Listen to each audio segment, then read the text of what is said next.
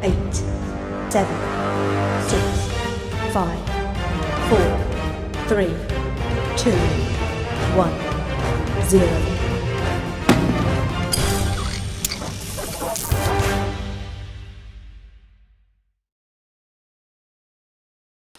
Bonsoir à tous et bienvenue sur Ondulation, toute l'actualité de Ripple et du XRP en français, j'espère que vous allez bien. Alors ce soir, comme on peut le voir, le XRP a touché les 1,90 à peu près, on n'était pas trop loin, et là il y a une petite bougie, on est redescendu jusqu'à 1,71 mais on repart à la hausse avec un 1,76.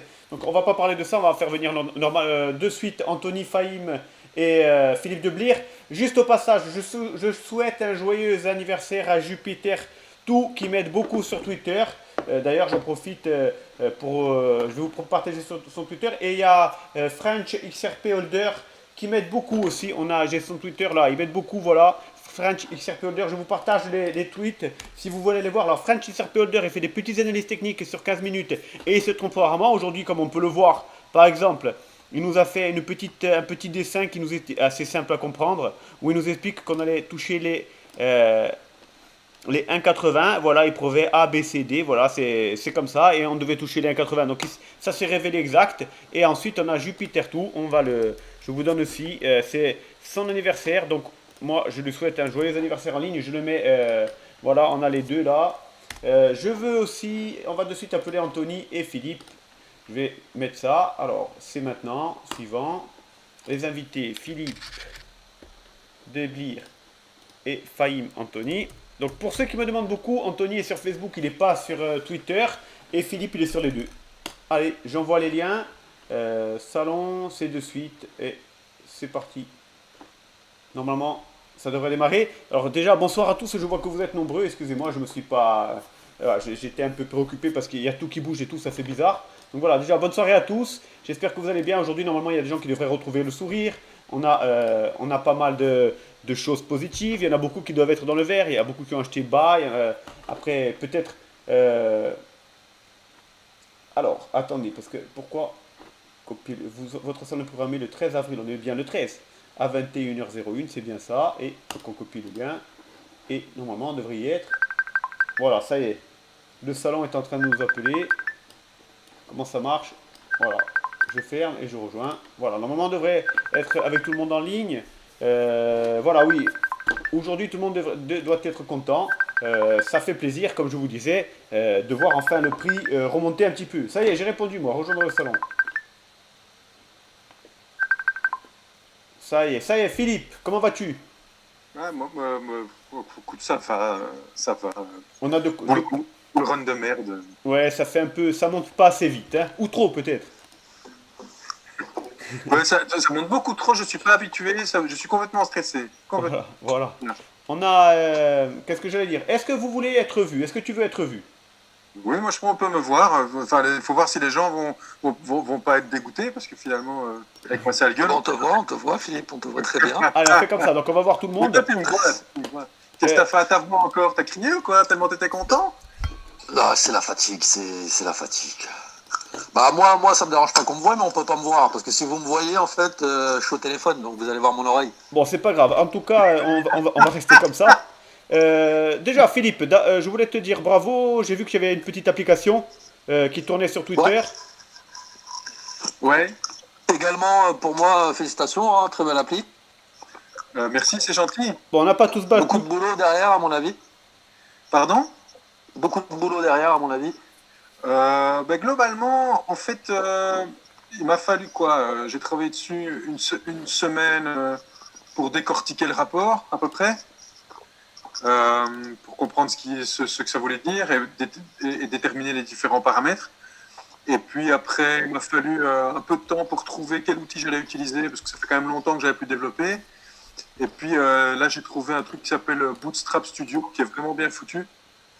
Et qui est très facile à utiliser, enfin très facile, il faut avoir des notions d'informatique quand même, mais c'est assez facile, et là il m'a fallu quoi, une bonne semaine de travail aussi.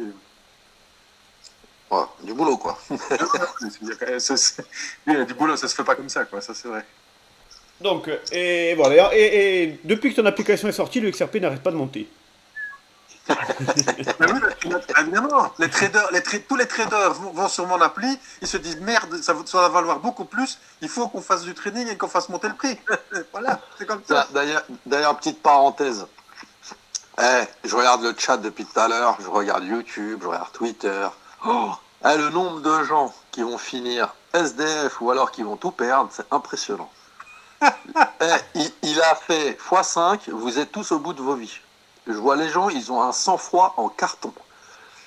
Ah oui, je suis méchant même quand ça pump, moi. Je suis pas gentil quand ça monte. Je vous préviens direct. Les gars, faut vraiment vous calmer. Vous êtes tous au bout de vos vies. On n'a même pas dépassé la TH. Là, tout le monde croit qu'il va monter non-stop jusqu'à 3 $. Les gars, il va retracer. Vous inquiétez pas. Donc détendez-vous. Détendez l'élastique du caleçon. Ce soir, c'est moi qui suis négatif. Soyez tranquilles, les gars. Zen. C'est le mois de mai. Moi, je suis over bullish, moi. Je te dis, on va arriver au moins à 20 cents pour la fin de l'année, moi. Non, c'est normal que vous soyez content. Mais quand je vois certains commentaires, il y en a beaucoup qui vont vendre à 5 ou 6 $ et qui vont regretter. C'est pour ça que j'avais déjà dit sur le groupe Facebook, il y en a beaucoup qui s'imaginent multimillionnaires, mais la moitié d'entre vous, ils ne tiendront pas. Une fois qu'ils auront 200 000 dans leur portefeuille, ils vont vendre. Et ça se voit. Par rapport à ce que vous écrivez, ça se voit. Quelqu'un qui n'a pas les nerfs, ça se sent à ce qu'il écrit. Et moi, je trouve ça dommage pour vous. Après, si vous êtes dans le bénéfice, moi, je suis content pour vous. Si vous avez investi 20 000 et que vous êtes à 200 000, félicitations. Mais et si vous vendez à 200 000, ce serait dommage. Mais tu sais que je me suis fait rabrouer aujourd'hui par la communauté XRP. Hein. Ils ont pas été gentils avec moi. J'ai dit, oh les gars, comme toi, hein, on se détend. Ça va aller doucement, ça va. Hein. Oui, mais Philippe, tu sais pas le dire au bon moment. Toi, le problème, c'est que tu le dis quand c'est bas. Oui, il faut le dire quand c'est haut. Comme ça, les gens, ils font pas attention à ce que tu dis. Oui, non, mais c'est vrai.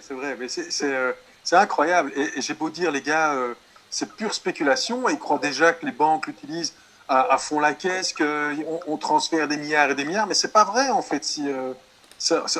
Alors, on a un beau projet. On a des couloirs qui se mettent en place. On a les partenariats. On a plein de choses comme ça. C'est super. Mais a priori, on n'a pas beaucoup de... Le volume, il n'est pas encore là, quoi. Donc, pour l'instant, c'est que de la spéculation. Enfin, moi, je vois que ça.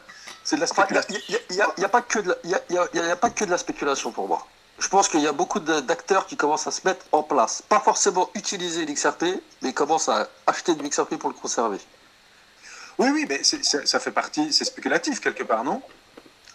Ah non, des partenaires de Ripple ou de partenaires qui comptent l'utiliser.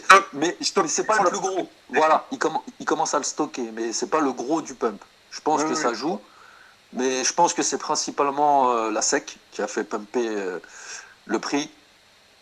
Les dernières news qu'on a eues. C'est ce que je pense. C'est ce que j'ai tweeté aujourd'hui, c'est ce que je pense. Que la SEC, avec les annonces qu'on a à propos de ce qui se passe pour Brad qui viennent de déposer leur mission. Pour annuler, c'est pas mal. En annulation, enfin leur demande en annulation. Et je pense que ça va. Et ça ne m'étonnerait pas que ce soit accepté.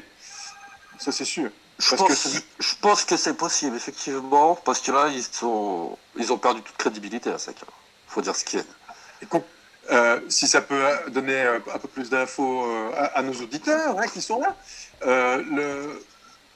Quand tu demandes des documents, en général, c'est parce que tu veux compléter ton dossier ou parce que tu sens que ton dossier n'est pas suffisamment fort pour pouvoir avoir plus d'infos, tu vois, ou parce que tu sens vraiment que tu en as vraiment besoin pour ton cas. Et quand Ripple demande d'avoir les documents pour dire, écoutez, nous, on veut bien être une sécurité, hein, si vous le dites, alors il faut que vous nous expliquiez pourquoi vous avez dit que les autres, ce n'étaient pas des security.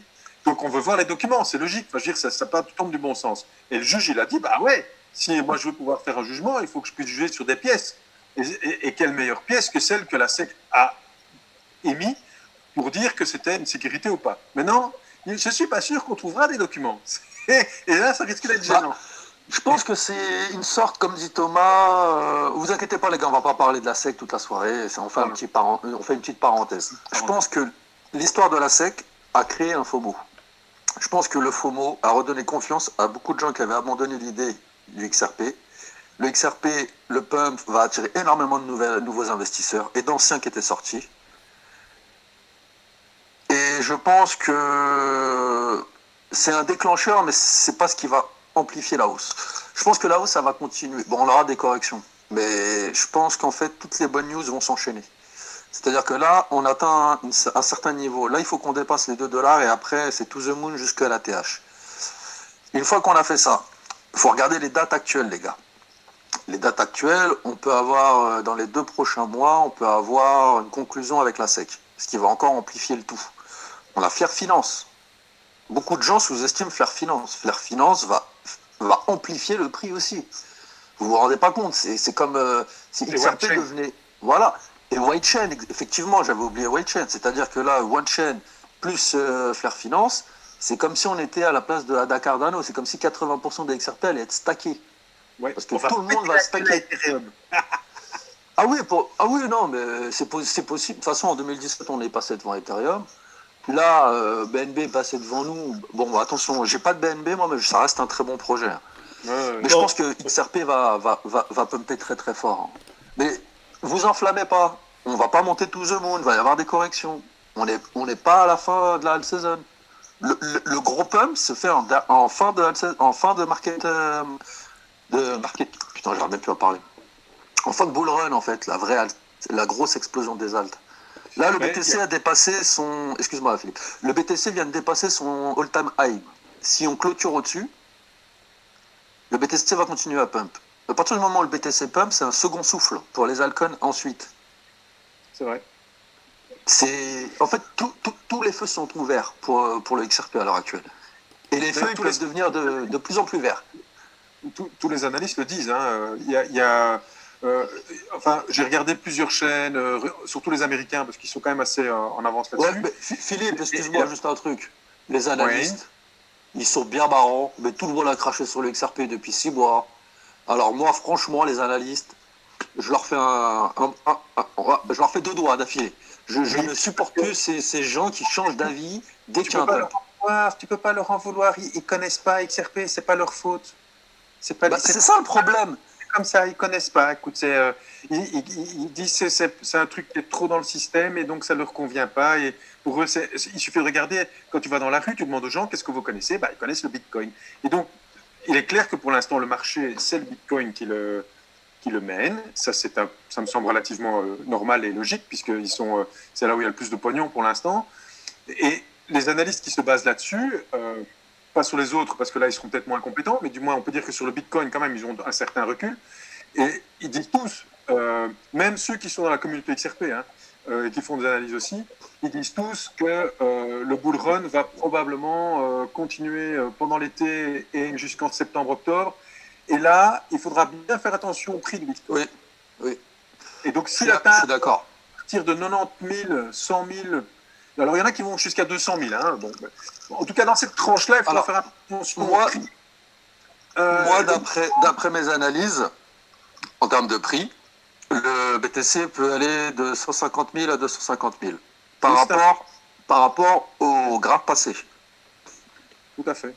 Mais il faut une exponentielle. S'il y a une exponentielle et qu'on arrive dans les chiffres que tu dis, à mon avis, là, en fonction du plan que vous avez choisi, c'est-à-dire, est-ce que vous avez décidé de vendre une partie à partir du moment où votre portefeuille atteint un certain montant, par exemple, pour récupérer vos billes, ou vous avez décidé de tout vendre parce que vous voulez tout transférer en dollars ou en euros pour pouvoir vivre de vos dividendes, ou peu importe.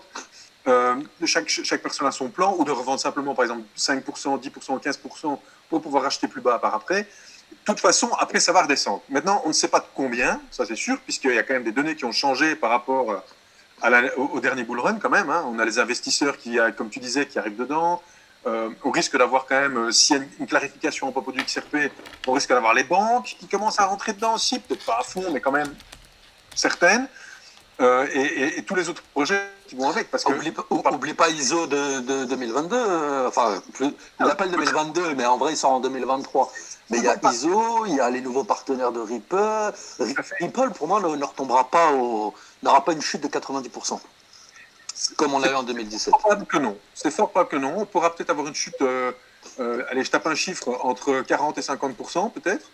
Mais à mon avis, 50, pas de 80, pas de 90%, 90%, pardon. Oui, je pense pas non plus. Après, quand je dis va y avoir une correction, les gars, vous enflammez pas, je parle pas de la fin du bull run, là, je parle d'une correction actuelle, mais je vois dans les commentaires, quand je vous parle d'une correction, je vous dis pas qu'on va redescendre sous $1. Hein. Pour Non, moi, une correction à l'heure actuelle, c'est autour des 1,30, 1,20. Histoire que le RSI, que le marché souffle un peu. Parce qu'on ne peut pas avoir un marché, même si on ne rechute pas, on aura une stabilisation, quoi qu'il arrive. Je pense qu'on aura une stabilisation entre les 1,50 et les 1,30. Après, on peut dépasser les $2 ce soir, c'est pas le problème. Et on peut même monter à $3 dans la semaine. Hein. Je vous dis ça, mais on sait que le XRP n'en fait qu'à sa tête. Hein. C'est la crypto la plus dure à analyser, le XRP. pour répondre à une question qui demande quand est-ce que le XRP va être listé, d'après ce que j'ai lu, il est fort peu probable que Coinbase et les autres relistent XRP avant qu'il y ait eu une décision du tribunal. Bah, pour Coinbase, je pense qu'ils vont le relister après leur IPO. Je pense qu'ils n'ont pas voulu le relister avant la IPO pour pas se mettre de bâton dans les roues, mais je pense qu'une fois que la IPO sera lancée, ils seront sécurisés. Eh bien, je demande à voir. Je dis pas que ça va se faire le lendemain, mais je pense qu'un relisting d'ici juin sur certains gros échanges, c'est possible. Après, tu remarqué, tu as vu que la SEC avait attaqué une autre crypto Y, je sais plus quoi là. Enfin, il y a une autre crypto qui vient d'être attaquée par la SEC. Ouais, c'est la qui est crypto soutenue de par- Odyssey. Voilà. Hybride, Bizarrement, hybride. bizarrement, elle est soutenue par Kraken, cette crypto, alors qu'ils nous ont jeté, nous. Donc il y a des trucs que je comprends pas, moi, dans les échanges. Et il y a une ICO pour ça, parce qu'en fait, d'après. Alors, on peut lui cracher à la figure, mais il disait que quand il y a une ICO, normalement, c'est une security.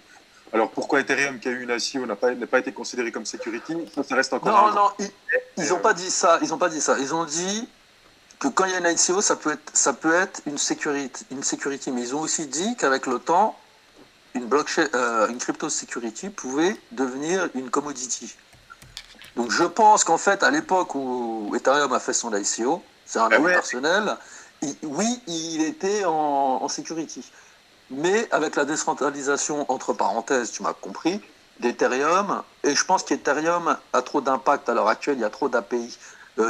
Détruire Ethereum maintenant, ça détruirait peut-être le marché crypto. tu crois que c'est too big to fail, quoi. Voilà, c'est 90% des cryptos Ethereum à l'heure actuelle. C'est trop gros pour être attaqué. Tu sais, Ripple se fait attaquer pour des ventes en 2013, donc Ethereum pourrait se faire attaquer pour une ICO en 2012 ou en 2013. Hein. Oui, mais comme je t'ai dit, pour moi, c'est politique l'attaque de Ripple. Je détaillerai après, mais pour moi, en fait, finalement, c'est une attaque politique. C'est pas une attaque. La première fois de toute l'histoire de la SEC que le président, le jour de son départ, lance un procès d'une telle ampleur. C'est la première fois que ça arrive. On sait tous qu'il faisait partie du gouvernement. On sait qu'il faisait partie du gouvernement Trump. On sait que Ripple est soutenu par les démocrates. Je vous rappelle quand même qu'il y avait Bill Clinton au swell de 2000, je ne sais plus si c'était 2016 ou 2017. Je vous rappelle qu'ils ont parlé beaucoup avec Obama. Et il est soutenu par le gouvernement anti-Trump, Ripple. Donc est-ce que Trump, qui est anti-mondialiste, Ripple, qui est clairement une monnaie mondialiste, est-ce qu'ils n'ont pas voulu mettre des bâtons dans les roues de Ripple? Moi, je pense plus à cette théorie-là, personnellement. Et par rapport à tous les liens que j'ai faits, pour moi, c'est quasiment sûr que c'est ça. C'est politique, l'attaque de Ripple. Ça peut avoir un penchant politique, puisque de toute façon, ça fait toujours du bien par où ça passe pour ceux qui le font. Mais d'un autre côté, je pense aussi que c'est purement mercantile. Et je crois qu'il n'est pas seul là-dedans, Clayton. Hein, quand ils attaquent Ripple, ça permet encore en sachant que le bull run arrive, puisque les gars sont informés. Hein, ceux qui déclenchent le bull run, c'est pas le retail. Je veux dire, il y a des mecs qui commencent à faire monter le marché pour que tout le monde achète. C'est de la manipulation. Ça se passe comme ça. Hein, ça se passe pas c'est de la manipulation, mais ça, c'est normal, ça. Mais par contre, ouais, vas-y, je t'écoute. Et donc je pense qu'ils ont voulu ralentir Ripple pour pouvoir bénéficier du bull run, pour que tout l'argent aille sur Ethereum, parce qu'en fait il est maqué qu'une chemise avec une société qui est sur Ethereum. Et donc je pense qu'il y a aussi une partie financière là-dedans. Et ils se disent, si Ripple est bien ralenti dans le bazar, le pognon, c'est nous qui l'aurons, parce qu'ils vont mettre chez nous. Mais pas de bol, ils n'avaient pas pensé que Ripple aurait des bons avocats. Mais tu sais que je suis pas sûr de ça, hein. Parce qu'au final, les plus gros, les gens les plus puissants du monde, ils sont sur Ripple. Les banques les Ouais. plus puissantes, influentes du monde sont sur Ripple. Donc je suis pas si sûr que c'est peut-être une des raisons, mais je pense pas que ce soit la vraie raison. Ah, il y a peut-être Et un mec. attention, là on parle là parce que je vois Wedge qui nous parle de théorie du complot. Tout ce que je te dis, ça n'a rien à voir avec une théorie du complot, les gars. Il faut que vous compreniez la vie en général, ce que c'est. La vie, c'est des gens puissants qui manipulent des choses. C'est ça. C'est pas une théorie du complot, ce sont des faits réels qui ont été prouvés depuis la nuit des temps. Arrêtez de me sortir théorie du complot à chaque fois. Je vous ai pas dit que la Terre était plate. Je vous donne des arguments qui sont valables. C'est politique tout ça. C'est pas une théorie du complot. C'est les Mais non, démocrates qui il y en a veulent. il y en a qui pensent que c'est même encore plus loin que ça. Alors, c'est pas un complot, mais disons qu'ils pensent que ils veulent encore prendre du temps avant de pouvoir, comment dire, ils veulent permettre aux institutionnels de pouvoir encore acheter en OTC du XRP pas trop cher, et que pour cela, ils se disent bah, la meilleure façon de le faire, c'est de ralentir Ripple et de faire tomber le prix avec une action en justice dont on sait très bien qu'elle ne mènera Oui, nulle part. mais Est-ce que franchement, certains... Mais Philippe, bon, au je prix sais pas si c'est actuel, plus- même à 1,50 $, c'est pas ça qui les arrête. Ils achètent bien du Bitcoin à 60 000. On sait tous, moi personnellement je le sais, toi après je sais pas Philippe, on sait tous que c'est un prix, il est sous-évalué XRP, on le sait tous. Même Ah ouais. à 1,80 $, par rapport au marché qui vise, je veux dire que ces grands investisseurs n'ont rien à foutre de l'acheter à 1,30 ou à 1,50 $. Eh bien, pour ceux qui veulent avoir la valorisation du XRP, vous allez sur le CryptoCalc et vous prenez XRP et vous allez sélectionner High Estimate. Et puis, vous changez la date en bas et vous mettez en Valuation Year, vous mettez 2021 et vous cliquez sur Calculer et vous allez voir le prix. Voilà, facile. Parce Alors, que je te donne un exemple. Philippe, tu as 1 milliard, toi. Tu es un hedge fund ou tu es un gros financier. Et tu peux Ouais. acheter 1 milliard de XRP à 1 euro, tu n'en as rien à foutre si tu sais que dans 10 ans, il va valoir 100 euros. Ah oui, ça c'est sûr. C'est pour ça que je te dis que pour moi, c'est pas la raison principale. Pour moi, c'est vraiment politique. Oui, mais politique, c'est quand même très bas. Je veux dire, ils n'ont pas autre chose Bah, à foutre. c'est pas... Non, parce que là, on parle de la mondialisation. Là, ça n'a rien à voir. La blockchain, c'est un marché mondialiste. C'est pas un marché pour... je veux dire, la blockchain, c'est le deuxième niveau de la mondialisation. C'est ce qui leur manquait pour boucler la boucle. Ce qui manque à la mondialisation à l'heure actuelle, c'est un système de paiement, un système financier unique, qui marche pour la planète entière. Ce que les entreprises cherchent le plus, c'est ça. Les entreprises vont faire un boom économique monstrueux avec la blockchain. Monstrueux, parce qu'ils payent des frais également. Maintenant, ils sont tous délocalisés. Le fait d'être délocalisé, ça a des bénéfices pour la main-d'œuvre, mais ça a des inconvénients pour ce qui est financier. Donc là, ils vont gagner sur les deux tableaux. Et Trump, qui était anti-mondialiste, contrairement à ce que beaucoup de gens pensent que Trump était à fond avec Ripple, mais c'est pas vrai. Il a jamais été. Je rigole parce qu'il y en a il y en a qui a cliqué sur le miracle. C'est 589 $. Oui, ce serait bien. Mais pour répondre à une question d'un qui était dans la liste, là, qui dit bon, bah, quel serait le bon prix pour sortir dans le cas d'un bull run, il n'y a pas de prix malheureusement, c'est difficile à dire parce qu'on peut toujours travailler avec des Fibonacci pour voir où est-ce qu'on serait éventuellement vers la fin du bull run qui sera la fin de l'année, plus ou moins entre septembre et octobre, parfois un peu plus tard. Je pense que ce qu'il faut regarder principalement, du moins c'est pas moi qui le dis, c'est 360 traders qui le dit. Je pense que le gars il avait analysé le bull run sur plusieurs années, enfin sur les 3 derniers bull runs, et il disait il faut bien regarder la valeur du Bitcoin quand il double ou pratiquement double sur une courte période. C'est-à-dire par exemple 2-3 alors semaines. attends, parce que là, moi il y a un truc que je comprends pas. Il y a un truc que j'arrive pas à comprendre dans ce chat, dans ce groupe, dans cette communauté. Ouais. Mais vous n'êtes pas des traders, les gars. Vous n'êtes pas des traders. Alors arrêtez de suivre des... Je parle pas pour toi, Philippe. Je parle pour ceux qui posent des questions. Parce qu'à partir du moment où tu poses une telle question, tu vas te faire couiller. Vous n'êtes pas des traders. Vous êtes des investisseurs. Il faut que vous compreniez que la phase des bull runs de haut, ça baisse, ça monte, ça baisse. Au bout d'un moment, ça ne va plus arriver. On est en phase d'adoption. Ça veut dire que ça peut, je ne dis pas que ça va, je dis que ça peut commencer maintenant, qu'on n'ait plus de chute comme avant. Vous allez perdre tout votre argent. Vous voulez doubler vos bagues, vous voulez augmenter vos bagues XRP, vous attendez Flair Finance. Vous mettez vos XRP sur Flair Finance, vous allez avoir des récompenses tous les jours, et tous les jours, vous allez augmenter votre bague XRP, tous les jours. Votre bague XRP, il peut doubler en 2 ans, sans que vous ayez pris le moindre risque à vendre pour espérer faire un x2. Non, mais Vous d'accord. n'êtes pas Mais des Anthony, traders.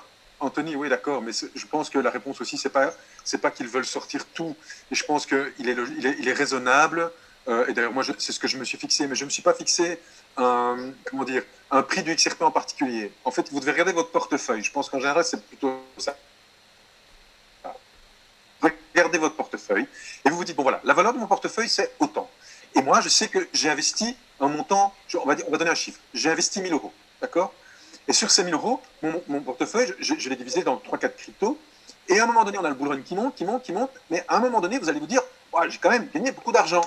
Donc par exemple, à un moment donné, votre portefeuille vaut plus 1 000 euros, il vaut 10 000 euros. Eh bien, vous pouvez décider qu'à ce moment-là, vous dites, bah, je vends 10% parce que j'ai atteint le bon montant que je voulais, 10 000 euros. Je vends 10% et je récupère ma mise, par exemple. Et puis je laisse. Et on s'en fout si ça descend parce qu'on sait qu'à terme, à 5 ans, Flair Finance, OneChain, quoi, je ne sais quoi d'autre, eh bien, de toute façon, ça va encore monter. Mais au moins, vous avez récupéré vos billes. Vous pouvez vendre 15% en me disant, bah voilà, comme ça, je prends 5% de bonus et puis c'est bon. Mais vous n'êtes pas obligé de tout vider. Philippe, eux, ils ne posent pas cette question-là dans ce sens-là. C'est ça le problème. C'est qu'ils posent cette question-là pour espérer pouvoir redoubler leur bague. Ils espèrent vendre 50% de leur bague pour après, à la chute, racheter à 50%. Donc, prendre un risque. Ça reste un risque. Tu as tout à fait raison. Et je vais dire ce que disait 360 Traders, parce que ce gars, il a quand même pas bon sens, puisque c'est un trader. Il dit, vous savez, quand les gens comme nous, qui ne sommes pas des traders, moi je ne suis pas un trader, tout de suite, quand on regarde les courbes, on se dit, oh, t'as vu, regarde, si j'avais vendu là, j'aurais pu racheter là et j'aurais doublé mon bague. C'est vrai, hein, c'est un peu ça. Et bien, qu'est-ce qui se passe quand vous regardez une courbe là, qu'elle est là, maintenant vous voyez qu'elle monte, et vous dites, elle va descendre quand? En fait, vous n'en savez rien. Eh ben, j'ai un exemple parfait, Philippe. Il y a quelqu'un que je connais, quelqu'un du groupe, quand le XRP était à 0,70 et qu'il a monté à 0,80, il s'est dit la même chose. Il s'est dit 0,80, c'est le niveau support, ça va redescendre. Les gens vont revendre. Alors, qu'est-ce qu'il a fait, lui? Eh ben, il a tout vendu en espérant que ça redescende à 0,60, 0,70. Eh ben non, il est monté à 1,30. Et maintenant, il descend plus. Donc maintenant, il a tout perdu. Et maintenant, pour acheter, il faut qu'il achète à 1,80. 2 fois le prix qu'il a vendu. Bon, 2 fois et demi le prix qu'il a vendu. Il n'a pas perdu, puisqu'il a valorisé son... Et je suppose, enfin, j'espère pour lui qu'il n'avait pas acheté plus cher, mais il a probablement vendu, il s'est fait un bénéfice. Bon, maintenant, il aura peut-être des regrets en se disant, merde, j'aurais pas dû vendre à ce prix-là. Mais bon, de l'autre côté, il a des bénéfices. Mais c'est le problème. C'est que... Attendez, on va vous expliquer, les gars, pour Flair Finance, pour comment augmenter vos bagues, etc. On va tout vous expliquer après. Mais vous devez comprendre, quand vous entrez dans la crypto, il vous faut une stratégie dès le départ. Je ne vous dis pas de faire vos calculs, de dire je vais vendre à temps, je vais vendre à temps. Vous voulez faire quoi? Dans votre vie, je parle. Vous voulez avoir une certaine somme d'argent, la retirer, vous achetez un appartement et continuer votre travail. Vous voulez devenir rentier, c'est-à-dire avoir des argent qui tombent tous les mois, par exemple avec Flair Finance ou avec Celsius ou avec Nexo. Vous voulez par exemple, je sais pas moi, vous avez investi 20 000 euros, vous êtes à 500 000 euros là à l'heure actuelle. Si vous avez investi sur les bonnes cryptos, avec 20 000 euros, vous devriez être entre 200 et 400 000 euros. Si vous avez investi il y a à peu près 2 ans sur les bonnes cryptos. C'est-à-dire que les gens qui étaient là il y a 2 ans, qui ont investi au bon endroit, ils devraient être entre 200 000 et 400 000 euros. Vous voulez faire quoi? Les retirer, attendre le million peut-être, les retirer, vous achetez une maison, une voiture, ou vous les stackez, vous avez 10% par an et vous n'avez plus besoin de travailler. En plus de ça, vos cryptos continuent à augmenter. Donc vous allez toucher 3 000 euros là, peut-être que dans 2 ans, vos 3 000 euros de rentier, ils seront à 10 000 euros, parce que les cryptos ont encore fait x2. Vous êtes sur un marché en pleine adoption, un marché jeune. Les prix actuels, dans 10 ans, vous allez rigoler. Donc maintenant, il vous faut votre stratégie de base. Si vous n'avez pas de stratégie, personne ne vous dira quoi faire. Moi, je n'ai pas la même stratégie que Philippe. Philippe n'a pas la même stratégie qu'Ondulation. Ondulation n'a pas la même que Marcus ou que Maurice. Moi, je parle souvent avec Maurice. Personne n'a les mêmes stratégies. Donc, si vous n'avez pas de stratégie, on ne peut pas vous aider. On ne va pas vous dire de faire la même stratégie que nous, alors qu'on n'a pas la même vie. Non, on n'a pas les mêmes objectifs. Moi, j'ai 53 ans. C'est pas maintenant que je vais commencer à me dire, ouais, je vais planifier, je vais rien toucher avant avant 10 ans. Non, j'ai envie de profiter. Et donc, Ah bah oui. c'est clair que je risque que si ça monte à un prix que j'estime être raisonnable pour moi, je vais prendre un peu de profit pour en profiter tout de suite. C'est normal. Mais si on a 20 ans, on s'en fout. C'est pas la même logique.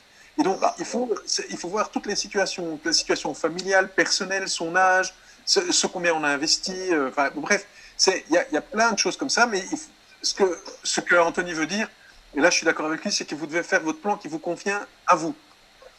Et le plus dur, hein, vous allez voir, ça va être de vous y tenir. C'est à votre plan. Et regardez, par exemple, Philippe, demain, Philippe, il veut pas acheter une Lamborghini, il en a rien à foutre d'une Lamborghini, Philippe. Non, demain, il gagne le million. Alors qu'il Il y y a en a des dans le gens. groupe, ils vont vouloir leur Lamborghini. Oui, c'est vrai. Voilà, il y en a qui ont 20 ans ou 30 ans, ils se disent, tiens, je vais m'acheter mon Porsche dès que je peux, ou ma Ferrari, ou mon Lamborghini, ou mon appartement. Donc, il vous faut un plan. Alors, Flair Finance, ça n'a rien à voir avec Celsius. Celsius, Flair Finance, c'est de la DeFi. Alors que Celsius, c'est de la CeFi. C'est centralisé. La DeFi, ça vous permet d'avoir des rendements quand même largement supérieurs. Alors, comment augmenter vos bagues? Vous avez des XRP. Et je ne vais pas vous expliquer comment marche Flair Finance parce qu'on va perdre 1 heure et demie. Vous allez sur les vidéos de Benoît, tout est expliqué parfaitement bien. Maintenant, je vous explique la base. Vous mettez vos cryptos sur une application, Flair Finance, Celsius. Vous avez des rendements quotidiens. Enfin, vous avez des rendements, non, c'est même pas des rendements. Vous avez des bénéfices. Toutes les semaines, tous les mois. Sur Flair Finance, ça va être tous les jours. Vous avez tant. Une fois que vous touchez vos bénéfices, entre parenthèses, si vous préférez vos dividendes, eh ben, vous les réinjectez. Hop, vous échangez sur Flair Finance, vos dividendes, ce sera du YFIN. Eh ben, vous échangez sur Flair Finance, YFIN contre FXRP. Et vos bagues vont augmenter tous les jours. Et vous faites ça. Et je vous parle de rendement. Bon, Flair Finance, ils ont dit qu'ils allaient baisser les rendements pour que ce soit plus long. On ne connaît pas les rendements exacts. Mais je pars sur un minimum de 45%. Vous avez 45%. 45% à l'année. Eh ben, Oui. vous aurez 45% de XRP en plus à la fin de l'année. Pour donner une explication un peu différente de ce que donne Anthony, quand vous mettez votre argent à la banque et que vous mettez ça sur un livret A, hein, ou que vous mettez ça, parce qu'en France c'est livret A, je crois, en Belgique c'est simplement un compte d'épargne, vous pouvez aussi choisir de créer un compte et d'acheter des fonds, par exemple. Et ce fonds peut être un fonds qui s'occupe de prêter de l'argent, ou un fonds qui achète des actions, ou un fonds qui fait des bons d'État, enfin, peu importe. Et vous pouvez, Flair Finance, c'est un peu ça. Vous choisissez, en fait, un peu quel est le type de rendement que vous voulez avoir en mettant votre argent, ou vos DFLR, comme on appelle ça, ou vos YFLR que vous avez. Vous choisissez un peu où vous voulez les mettre. Et vous avez 3-4 produits qui existent, je pense. Je crois même qu'il y en a 6 maintenant, je pense, de produits, si je me compte bien, dans lesquels vous pouvez stacker. Donc, Il y en a plus. Bloquer. Attends, il y en a plus.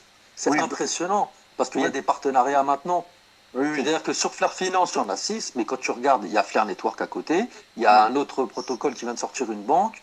Vous allez pouvoir vraiment vous faire des couilles en or. Hein. Voilà. Et donc, vous mettez simplement votre argent, vous le bloquez en le mettant en ce qu'on appelle en custody, donc vous le prêtez à quelqu'un, et ce quelqu'un va utiliser votre argent pour faire des prêts, pour faire de la spéculation, pour faire plein de choses. Évidemment, vous avez compris que certains placements sont plus risqués que d'autres. Donc il y en a d'autres où vous ne risquez rien, mais vous gagnez un peu moins, et puis il y en a d'autres où vous risquez plus, c'est-à-dire vous risquez de perdre du capital, mais vous pouvez gagner beaucoup plus aussi. Donc c'est à vous vous faire un portefeuille avec une partie risquée, une partie pas risquée, et c'est un peu comme quand vous êtes en banque et vous pouvez dire au banquier, moi je cherche à placer mon argent dans des choses risquées et des choses pas risquées. C'est exactement le même principe de fonctionnement, et c'est vous qui choisissez où vous mettez vos Spark et vos XRP.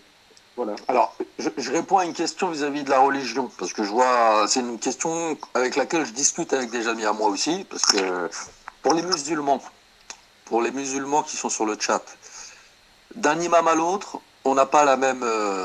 c'est-à-dire que les imams eux-mêmes ne sont pas d'accord avec ça. Est-ce que c'est contre la religion? Est-ce que c'est pour? Est-ce que c'est de l'usure? Est-ce que c'est pas de l'usure? Dans la religion musulmane, c'est quand vous prêtez de l'argent à quelqu'un et que vous demandez des intérêts. qui n'est pas acceptable. C'est-à-dire qu'une banque, c'est pour ça que dans les banques islamiques, il n'y a pas quand vous faites un crédit à la banque, il n'y a pas d'intérêt à rembourser. La crypto, les imams ne sont pas d'accord entre eux. Donc je ne peux pas te dire est-ce que c'est haram ou est-ce que c'est pas haram. Je ne peux pas t'aider de ce côté-là. Maintenant, moi, côté religion, je pense qu'il y a une seule chose. Qu'est-ce que tu vas faire de ton argent? C'est tout. À la fin, pour les pratiquants, que ce soit musulmans ou autres, tu es jugé sur tes actes. C'est tout. Si tu gagnes des millions et que tu vas au pute toute ta vie, bah, tu iras en enfer. Si tu gagnes des millions et que tu aides ton prochain, et ben voilà, tu seras jugé à la fin. C'était le quart d'heure religion, c'est tout. Je dirais même plus, je crois qu'il n'y a pas besoin forcément de religion. Je pense qu'on a de l'argent qu'on peut utiliser pour soi, ou pour les autres, ou pour aider les autres. Et c'est un cas de conscience aussi. Et je crois que c'est aussi intéressant. Et je pense que tu touches à une discussion que moi que j'ai souvent avec ma femme d'ailleurs, en disant, je disais, mais tiens, demain on est riche. Allez, hop. Voilà, on a gagné l'équivalent du loto. Qu'est-ce qu'on fait? Ben, c'est pas évident parce que en fait, les gens n'arrivent pas à comprendre que leur vie peut changer du tout au tout. Donc c'est-à-dire que du jour au lendemain, vous ne devez plus aller bosser. Et mais qu'est-ce que tu fais quand tu vas pas bosser? Ben, c'est compliqué, il faut remplir ta journée parce que sinon tu te fais vite chier. Hein. Je veux dire, quand tu as regardé toutes les séries Netflix, à un moment donné, tu t'emmerdes, quoi. Donc, et c'est là que c'est intéressant, et je vous conseille à tous d'essayer de réfléchir un peu comme on ferait de la méditation, et de vous dire, ben voilà, si demain je n'ai plus de contraintes, parce que c'est vraiment ça, c'est l'absence de contraintes, financières, qu'est-ce que je vais faire de mes journées? Comment est-ce que je vais réaliser ma vie et être heureux? Parce que c'est pas simple. Quand on travaille tous les jours, quand on a du boulot, ben on se réalise dans son travail. On se dit, ben on a une raison de se lever le matin. Je veux dire, on va avoir des collègues, que ce soit pour conduire ses enfants à l'école ou des choses comme ça. Peut-être voilà, on a plein de choses qui font qu'on se lève le matin, mais quand une partie importante de ce qu'on fait tous les jours disparaît, ben ça crée un vide et il faut trouver moyen de le remplir, ce vide. Et c'est pas si évident que ça. Et réfléchissez-y, parce que je crois qu'il y en a parmi vous qui seront peut-être plus vite confrontés qu'ils ne le pensent à ce genre de phénomène. Les gars, c'était juste pour répondre commencez pas à rentrer dans la religion parce que là je vois beaucoup de conneries. XRP a été confirmé halal sur Google. Les imams ne sont pas d'accord entre eux. Donc arrêtez de dire je sais pas quoi, nanani. La bourse, c'est haram dans la religion musulmane parce que tu gagnes de l'argent sur le dos des autres. La crypto, pour moi, personnellement, c'est la même chose. Tu gagnes de l'argent quand d'autres en perdent. Sinon, personne ne gagne d'argent. Maintenant, les imams ne sont pas d'accord entre eux. Voilà, on n'est pas là pour parler religion, les gars. Je vous donne un avis personnel. Google, YouTube, mais arrêtez de parler de religion Ouais, on va dans les revenir. chats. On va n'est pas là revenir un pour ça. peu. On revient un peu sur l'XRP. Aujourd'hui, j'ai eu pas mal de messages de gens qui me disent qu'est-ce que je fais? Est-ce que je remets de l'argent? Est-ce que c'est risqué? Est-ce que le XRP va monter? Est-ce qu'il va descendre? Alors, c'est vrai qu'on n'a pas tous la même stratégie. Mais le bull run, il va continuer. Oui, le bull run va continuer. Ouais. Et de toute façon, si vous êtes investisseur à long terme, Voilà, c'est du long vous terme. Hein. pouvez très bien mettre votre argent, acheter encore maintenant. Si vous êtes, mais je donne pas un conseil. Je dis simplement, si pour vous-même vous estimez que que Ripple va réussir et que les autres projets à côté du XRPL vont réussir et que on va pouvoir gérer des dizaines de milliards et de milliards sur le XRPL, la valeur va forcément à un moment donné augmenter encore plus que ce qu'elle est maintenant. Et donc, on va peut-être encore faire x10, x15, x100. Maintenant, faire x10, c'est déjà extraordinaire. Je veux dire, en bourse, le nombre d'actions qui font x10 sur 5 ans, il n'y en a pas beaucoup. Hein. Donc, ça ne court pas les rues. Quoi. Ici, on arrive dans le monde de la crypto, on passe presque pour un con quand on n'a pas une crypto qui a fait x10. Donc, c'est ça qu'il faut se dire. Quoi. Donc, je pense que, personnellement, je n'hésiterai pas à racheter du XRP, même s'il est à 4-5 dollars à un moment donné. Mais je ne vais peut-être pas acheter maintenant à 4-5 dollars. Je vais peut-être attendre de voir ce qui se passe dans les mois qui viennent, une certaine stabilisation du marché. Et quand c'est stable, on peut se dire, OK, là, comme on a eu par exemple l'année passée, c'était relativement stable entre, on va dire, les 0,30 et 0,20 ou 0,35, 0,20. On se dit, bah oui, que j'achète à 0,20 ou 0,35, ça ne change pas grand-chose. J'ai une meilleure stratégie. Je vais vous donner la stratégie ultime pour un investisseur. C'est la meilleure stratégie qui existe. Vous ne trouverez pas mieux si vous êtes investisseur. C'est très simple. Combien vous mettez de côté tous les mois? Combien vous investissez dans la crypto tous les mois? Dans la crypto, il ne faut pas investir 1000, 2000, 3000 d'un coup. Ça n'a aucun intérêt. C'est vrai. Dans la crypto, si vous voulez. Dans la bourse, dans la crypto, vous voulez réussir, c'est très simple. Votre capital que vous avez tous les mois, votre capital d'investissement que vous cumulez tous les mois, il est très simple. Moi, ce que je fais, c'est que tous les mois, je divise mon capital par 2. Je vous donne un exemple. Moi, je mets entre 500 et 700 euros de côté. Allez, entre 500 et 1000 euros dans la crypto tous les mois. Qu'est-ce que je fais? On part sur 1000 euros, allez. Je mets 1000 euros dans la crypto tous les mois. Donc, qu'est-ce que je fais? Je divise par 2. Donc, 500 euros que j'investis dans mes cryptos tous les mois à la même date et 500 euros que je garde et que j'investis quand une de mes cryptos chute. Vous faites ça, vous êtes toujours gagnant, quel que soit le prix. Quel que soit le prix, sur le long terme, vous n'êtes que gagnant. Une partie que vous investissez tous les mois, quel que soit le prix, 1 dollar, 3 dollars, 4 dollars, et une autre moitié que vous investissez seulement quand il y a des chutes de 30% à 50%. Vous faites ça, vous serez toujours gagnant. Ouais. C'est un exemple que je donne, Fabio. Voilà, on a... Je gagne à peu près 2300 euros par mois, pour ceux qui veulent savoir. Sur mes 2300 euros par mois, je suis pas... Moi, je me suis privé. Je suis le genre de mec qui réfléchit à long terme. C'est-à-dire que moi, des fois, je pars pas en vacances pendant 3 ans pour économiser. Des fois, je sors pas en boîte de nuit pendant 2 mois. C'est-à-dire que mon argent, je l'utilise intelligemment. Je préfère me priver pendant 5 à 10 ans et après avoir une vie magnifique que vivre normalement pendant 5 à 10 ans et puis continuer à bosser toute ma vie. Voilà. C'est une question de stratégie. Voilà. J'ai beaucoup de gens Moi, parce que... Ouais, vas-y, excuse-moi. Excuse-moi, juste finis avec ça, Julien. Que ce soit 1000 euros ou 100 euros, vous faites la même stratégie. Vous avez 100 euros à investir tous les mois, bah vous prenez 50 euros que vous mettez tous les mois à la même date, le 1er du mois, le 5 du mois ou le 10 du mois, et vous gardez 50 euros que vous investissez que quand votre crypto chute. Voilà, parce que j'ai beaucoup... C'est la meilleure stratégie. J'ai eu beaucoup de retours aujourd'hui parce que les gens ils me disent quand la crypto elle baisse, on n'a pas d'autre choix que d'attendre qu'elle remonte. Donc émotionnellement, ça peut aller. Par contre, quand ça monte, on ne sait plus quoi faire, on est complètement perdu, on panique, on se dit est-ce que je ferme, est-ce que je ferme pas, est-ce que je rajoute, est-ce que je rajoute pas. Donc on se basera parce que là, tu donnes une stratégie. Si ça baisse de 30%, on rajoute un peu d'argent. Mais quand ça monte, comment on fait? Parce qu'on panique. Bah, C'est le retour que j'ai. Oui. Bah, je viens de te dire que tous les mois, quoi qu'il arrive, quel que soit le prix, tu mets la moitié de ton argent. Ça, il faut. Anthony a raison. Moi, je ne mets pas la moitié ou quoi. Mais si, quand j'ai l'occasion de mettre un peu d'argent et que j'investis et je m'en fous du prix. Je mets de l'argent dedans. De toute façon, il y a comme tu dis, il y a des mois où ce sera bas, et ben, tu auras tant mieux. Il y a des mois où ce sera haut, bah, tant pis. Mais sur le long terme, tu es de toute façon gagnant. Je sais, Warren Buffett l'a dit. Les gars qui gagnent du pognon, c'est les types qui foutent de l'argent et qui attendent 15 ans. Ceux-là, ils sont toujours gagnants. Toujours, toujours. Bah, si tu gagnes 1200 euros par mois, mon gars, eh ben, tu mets 20 euros tous les mois dans la crypto. Ouais. Tu mets 20 euros tous les mois. Sur un an, ça te fait 240 euros. 240 euros x 10, avec tes 240 euros, tu as déjà fait 2200 euros. 2004. 2400 euros, excuse-moi, ouais, autant pour moi. Tu as fait 2400 euros avec tes 240 euros. Alors arrêtez de me parler de salaire ou de oui, toi tu gagnes plus que moi, nanani. Eh ben tu mets 20 euros. Excuse-moi, si 20 euros par mois c'est trop, eh ben t'arrêtes de fumer et tu pourras mettre 300 euros par mois.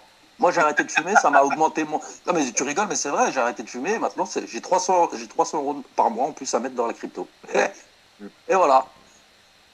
C'est pas une question de salaire. Moi j'ai plus d'argent que toi, donc je serai riche plus vite que toi. Mais tu seras riche quand même. Moi je vais arrêter d'aller aux putes moi alors. Non, une fois de temps en temps, il faut y aller pour décompresser. Oui, voilà, c'est quand ça monte trop vite, pour décompresser, il faut y aller. Voilà. Là, c'est ta période, ça va être ta période alors. Pour ceux qui se posent la question, là, il est à 1,80, est-ce que c'est trop cher? Eh bien, le mois prochain, tu remettras 50 euros, 100 euros ou 1000 euros. Et quand il y aura une correction de 30 ou 40%, eh ben, tu remettras ce que tu as mis de côté en attendant. C'est tout. Et sur le long terme, tu seras gagnant. Parce que ceux qui pleuraient, comme je disais sur le groupe il y a 2 ans, quand tout le monde pleurait quand on était à 30 centimes, et puis après à 20 centimes, et puis après à 10 centimes, qui c'est qui pleurait? C'était ceux qui étaient arrivés en 2018. Parce que ceux qui étaient là en 2015, ils s'en foutent que ce soit à 0,17. Ils l'ont acheté à 0,005. Vous n'avez une vision que sur le court terme. Ceux qui étaient là en 2016, ou 2015, ils rigolaient quand ils vous voyaient pleurer parce que c'était à 0,17.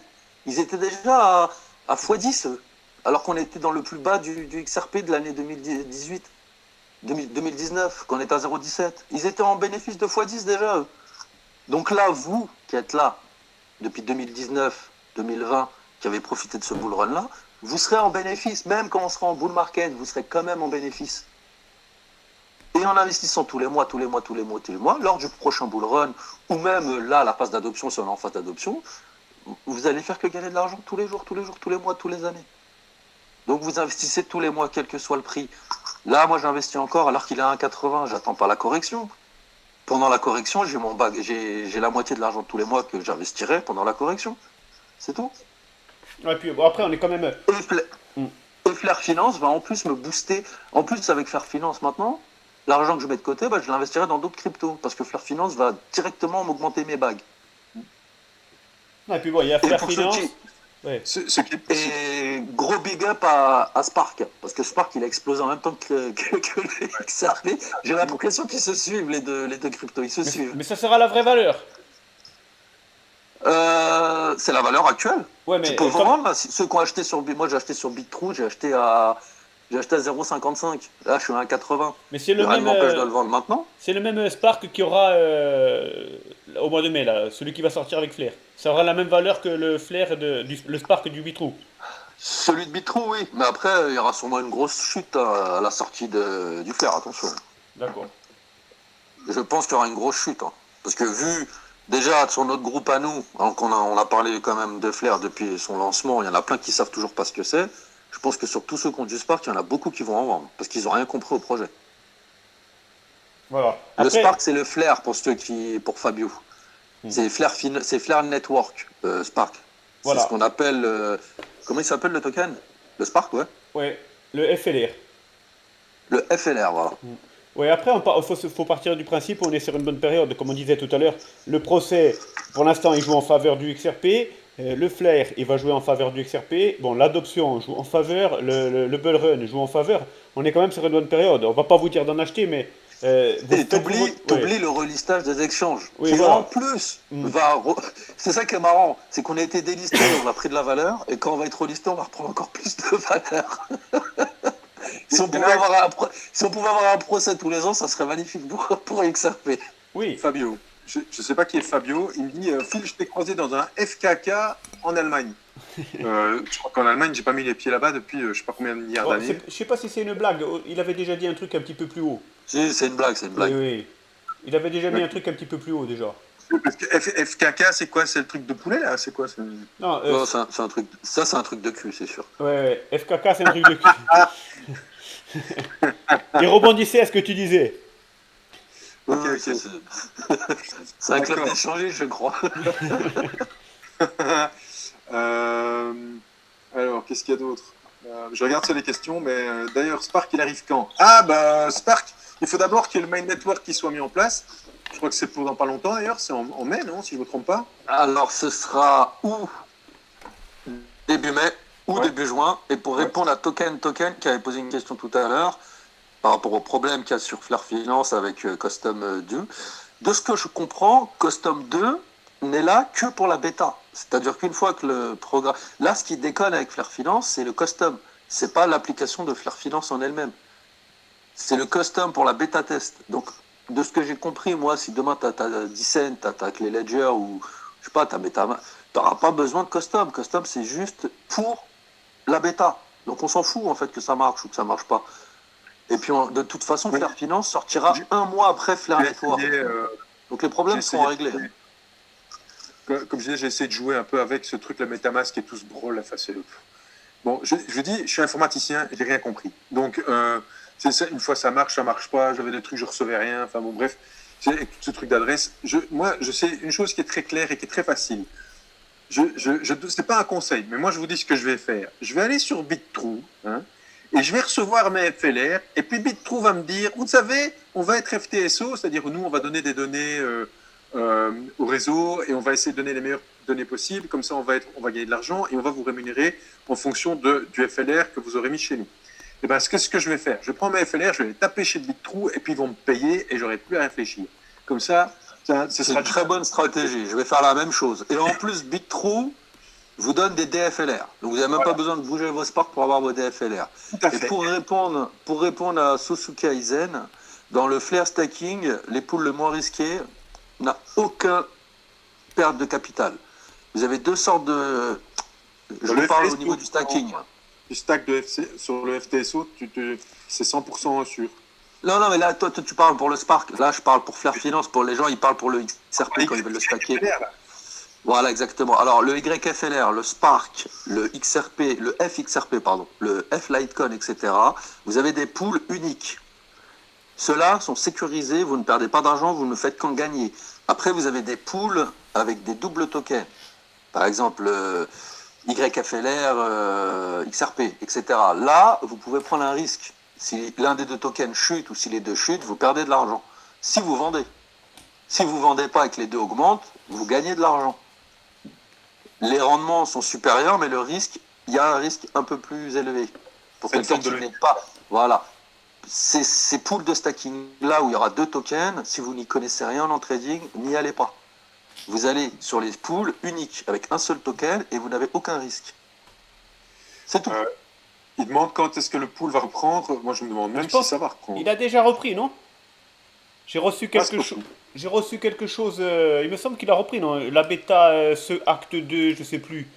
Il y avait un truc comme Il y ça. a eu un problème, je crois qu'il y a eu un problème et je me suis Oui, pas oui, renseigné. il va devoir tenter derrière. Donc, D'accord. Je- je- Jaïd Benamar, après le bull run, t'as peur que les prix se cassent la gueule. Mais s'ils se cassent la gueule, qu'est-ce que t'en as à foutre si t'es encore en bénéfice? C'est ça que Oui, j'essaie c'est de vous expliquer. C'est que si vous vendez et que ça se casse pas la gueule, eh ben vous perdez 10, 20, 30 ou tout par rapport à ce que vous allez vendre. Mais si ça se casse la gueule, ça se cassera pas la gueule aussi bas que le point d'entrée où tu es arrivé. Sauf si tu es arrivé à un 80. Mais je pense que même si on monte à 10 dollars, je pense qu'on ne descendra pas en dessous d'un 80. oui, et il faut Si pas on vous monte à dire, 10 dollars. et il faut pas vous dire à 10 dollars et que si ça redescend à 5, vous dire ah merde, j'aurais dû vendre à 10 dollars. Non, vous en foutez. Ça va quand même remonter après. Donc il faut pas s'inquiéter. 10, 5, c'est monté à 3, c'est descendu à 0,18. Maintenant, on est de nouveau déjà à 2. Donc moi, à la limite, on s'en fout. Ça va monter à 5, 10, peut-être 15. Là, ça va redescendre à 5 ou 8, peut-être 3. Et puis, ça va repartir à 25. Et puis, c'est comme C'est ça. ça. Donc, il faut pas Si s'inquiéter. si vous voulez vous protéger, ce que vous pouvez faire, ce que je vous conseille, ça vous lisse votre risque et ça peut vous augmenter en cas de hausse continue et qu'il n'y ait pas de chute. Vous faites ma stratégie. Vous prenez la moitié de l'argent que vous pouvez investir tous les mois, vous investissez une moitié tous les mois, quel que soit le prix, et l'autre moitié, vous ne l'utilisez pas. Vous attendez 2022. Vous l'accumulez, l'autre moitié. Vous le stackez en USDT sur BitTrue. Exactement. Et voilà, vous le stackez sur, sur Celsius ou sur BitTrue, Voilà. et vous attendez tout simplement qu'il y ait une chute du marché, comme il y a eu en 2018. Et quand on sera au plus bas, c'est-à-dire, selon mes analyses, si ça arrive fin 2022,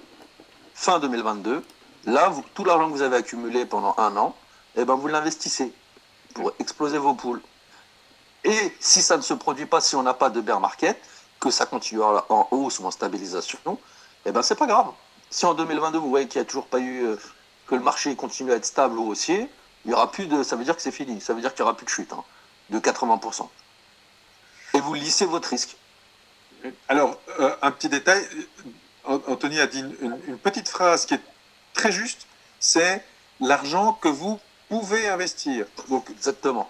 on ne fait pas de conseil en investissement, mais la seule règle qu'on dit toujours, et qui est valable, ça, quel que soit l'argent qu'on dépense quelque part, il ne faut dépenser que l'argent qu'on peut perdre. C'est-à-dire qu'il faut vous dire que si tous les mois vous mettez 100 euros ou 50 euros ou 1000 euros, vous devez vous dire que c'est de l'argent que vous pouvez perdre. Ils sont perdus, il faut les considérer perdus. Voilà, c'est perdu. Il Ouais. faut considérer que c'est perdu. Voilà. Parce que si jamais vous le perdez vraiment, vous dites bah, ok, ma vie va pas changer, c'est pas grave, j'ai perdu, tant pis, c'est comme ça peut arriver. Bon, là évidemment, dans la crypto, en général, je vais dire que la probabilité est faible. Par contre, petit détail, et ça c'est une petite news que j'ai reçue aujourd'hui, BitTrue a envoyé un message à tous ses clients, donc c'est-à-dire nous, en disant voilà la liste des cryptos qu'on va retirer parce qu'en fait il n'y a pas assez de volume dessus, ou du moins elles sont en train de crever, quoi, globalement. Et attendez-vous à recevoir de plus en plus de messages comme ça de la part des différents sites. Et là, il y avait une liste au moins d'une 50aine de cryptos qui vont être notamment le Les SO, shitcoins. comme ça, tous les shitcoins qui vont être délistés.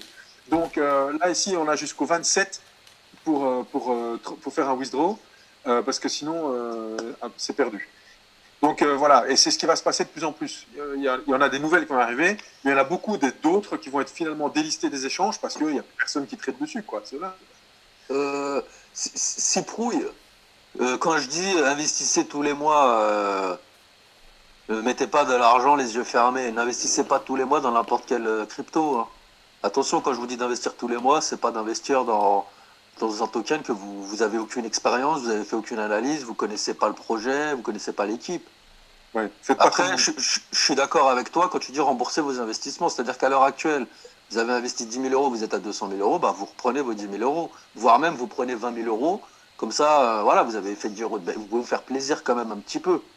Bien Ah oui. sûr, je suis entièrement d'accord avec toi, Sipouille. Et psychologiquement, Mais c'est chouette parce que ça veut dire que on sait que ce qui reste sur l'échange, c'est du pur bénéfice. c'est ça. De toute façon, si demain vous êtes à 200 000 et que ça tombe, vous allez être dépressif. Que vous ayez repris vos 1 000 euros d'investissement ou vos 10 000 d'investissement, vous serez dépressif. Dans votre tête, vous allez vous dire quoi qu'il arrive, putain, j'ai perdu 200 000, qu'est-ce que... Alors moi, je vais vous dire, je vous l'ai déjà dit sur tous mes lives, moi, à l'heure où je vous parle, je serais multimillionnaire si j'aurais pas fait le con avec mes tokens. J'ai connu le BTC quand il était à 1 $, moi.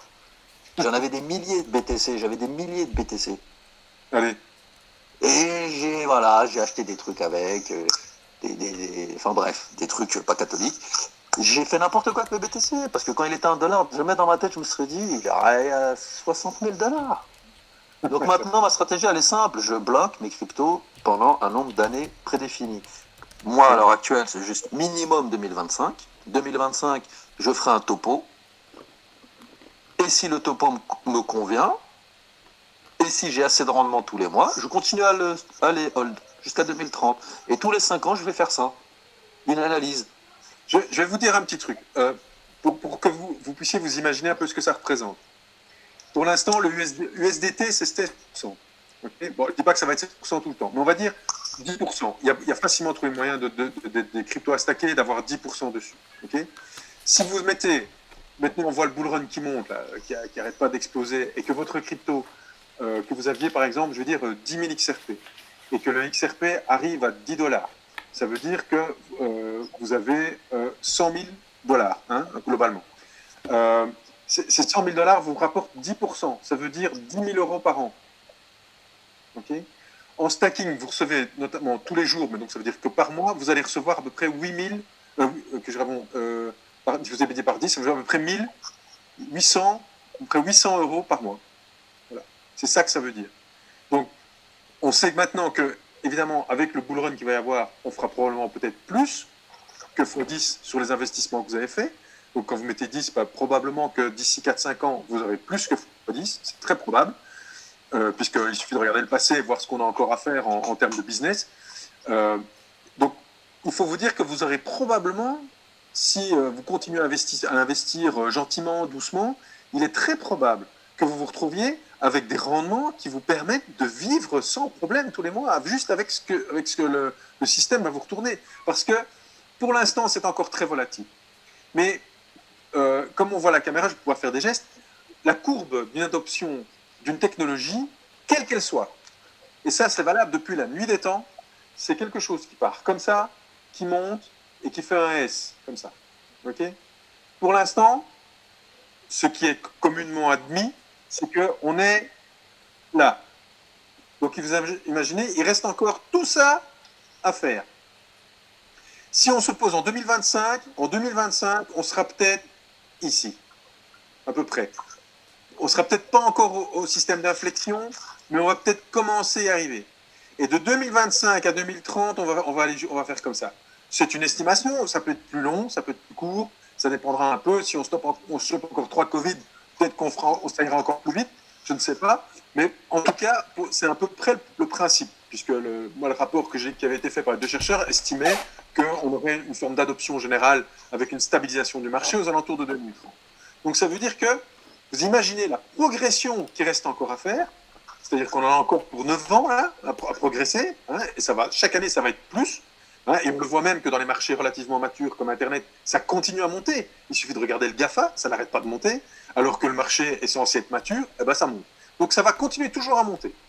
Et en plus, quand on dit que ça monte, ça veut dire qu'on a une adoption, on a de l'argent qui rentre. Donc on a un marché mondial qui tourne aux alentours de milliers de trillions. Donc c'est déjà beaucoup, puisqu'un trillion, c'est un millier de milliards, donc ça fait à peu près, je dirais, en millions de milliards, le marché mondial, bon, ça se calcule en millions de milliards, et donc on sait qu'on va avoir un certain pourcentage de ce gâteau qui va rentrer dedans au fur et à mesure des années qui viennent. Donc on va avoir de plus en plus d'argent qui va rentrer. Ça, c'est inéluctable. C'est comme ça que ça va se passer, ça c'est sûr. C'est comme ça que ça se passe depuis 10 ans déjà.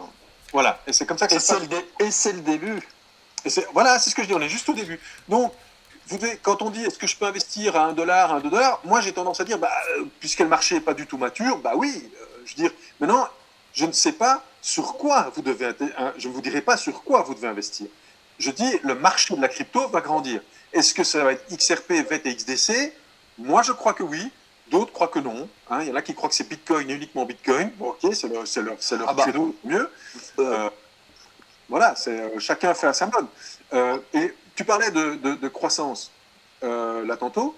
Et si maintenant il y en a qui sont complètement excités là, ils sont rentrés il y a un an, ils voient que ça a fait x10 depuis ce moment-là, ils sont complètement fous. J'ai acheté du VET il y a un an à 0,00 quelque chose, je sais plus combien.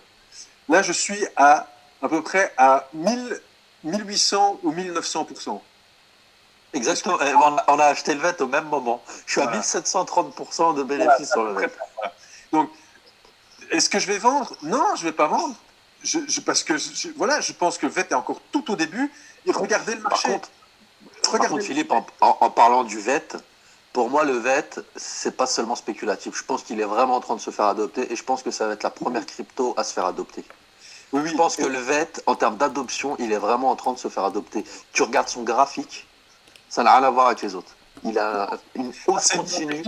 C'est un avion qui décolle et qui fait pas d'explosion. Il part comme ça. Et... Son graphe me rappelle le graphe de Celsius, du Cell Token. Ouais. C'est vraiment le token BNB, pareil. Ce sont des tokens qui sont utilisés. BNB, c'est pas dans la vie réelle. C'est un token d'échange qui a une grosse utilité maintenant que les smart contracts et il se lance dans la fraction des actions boursières. Il commence à avoir un réel rôle. Mais c'est des tokens qui sont déjà en phase d'adoption. Le XRP n'est pas encore utilisé. Il est utilisé par ODL, mais vraiment peut-être à 3% de ses réelles capacités.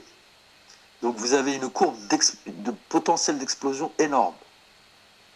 Oui, c'est vrai. Et pour répondre à Chris SCH, stacker, c'est prendre un gros risque de se faire dépouiller. Alors les gars, s'il vous plaît, quand vous ne connaissez pas un sujet, n'en parlez pas et ne donnez pas de conseils.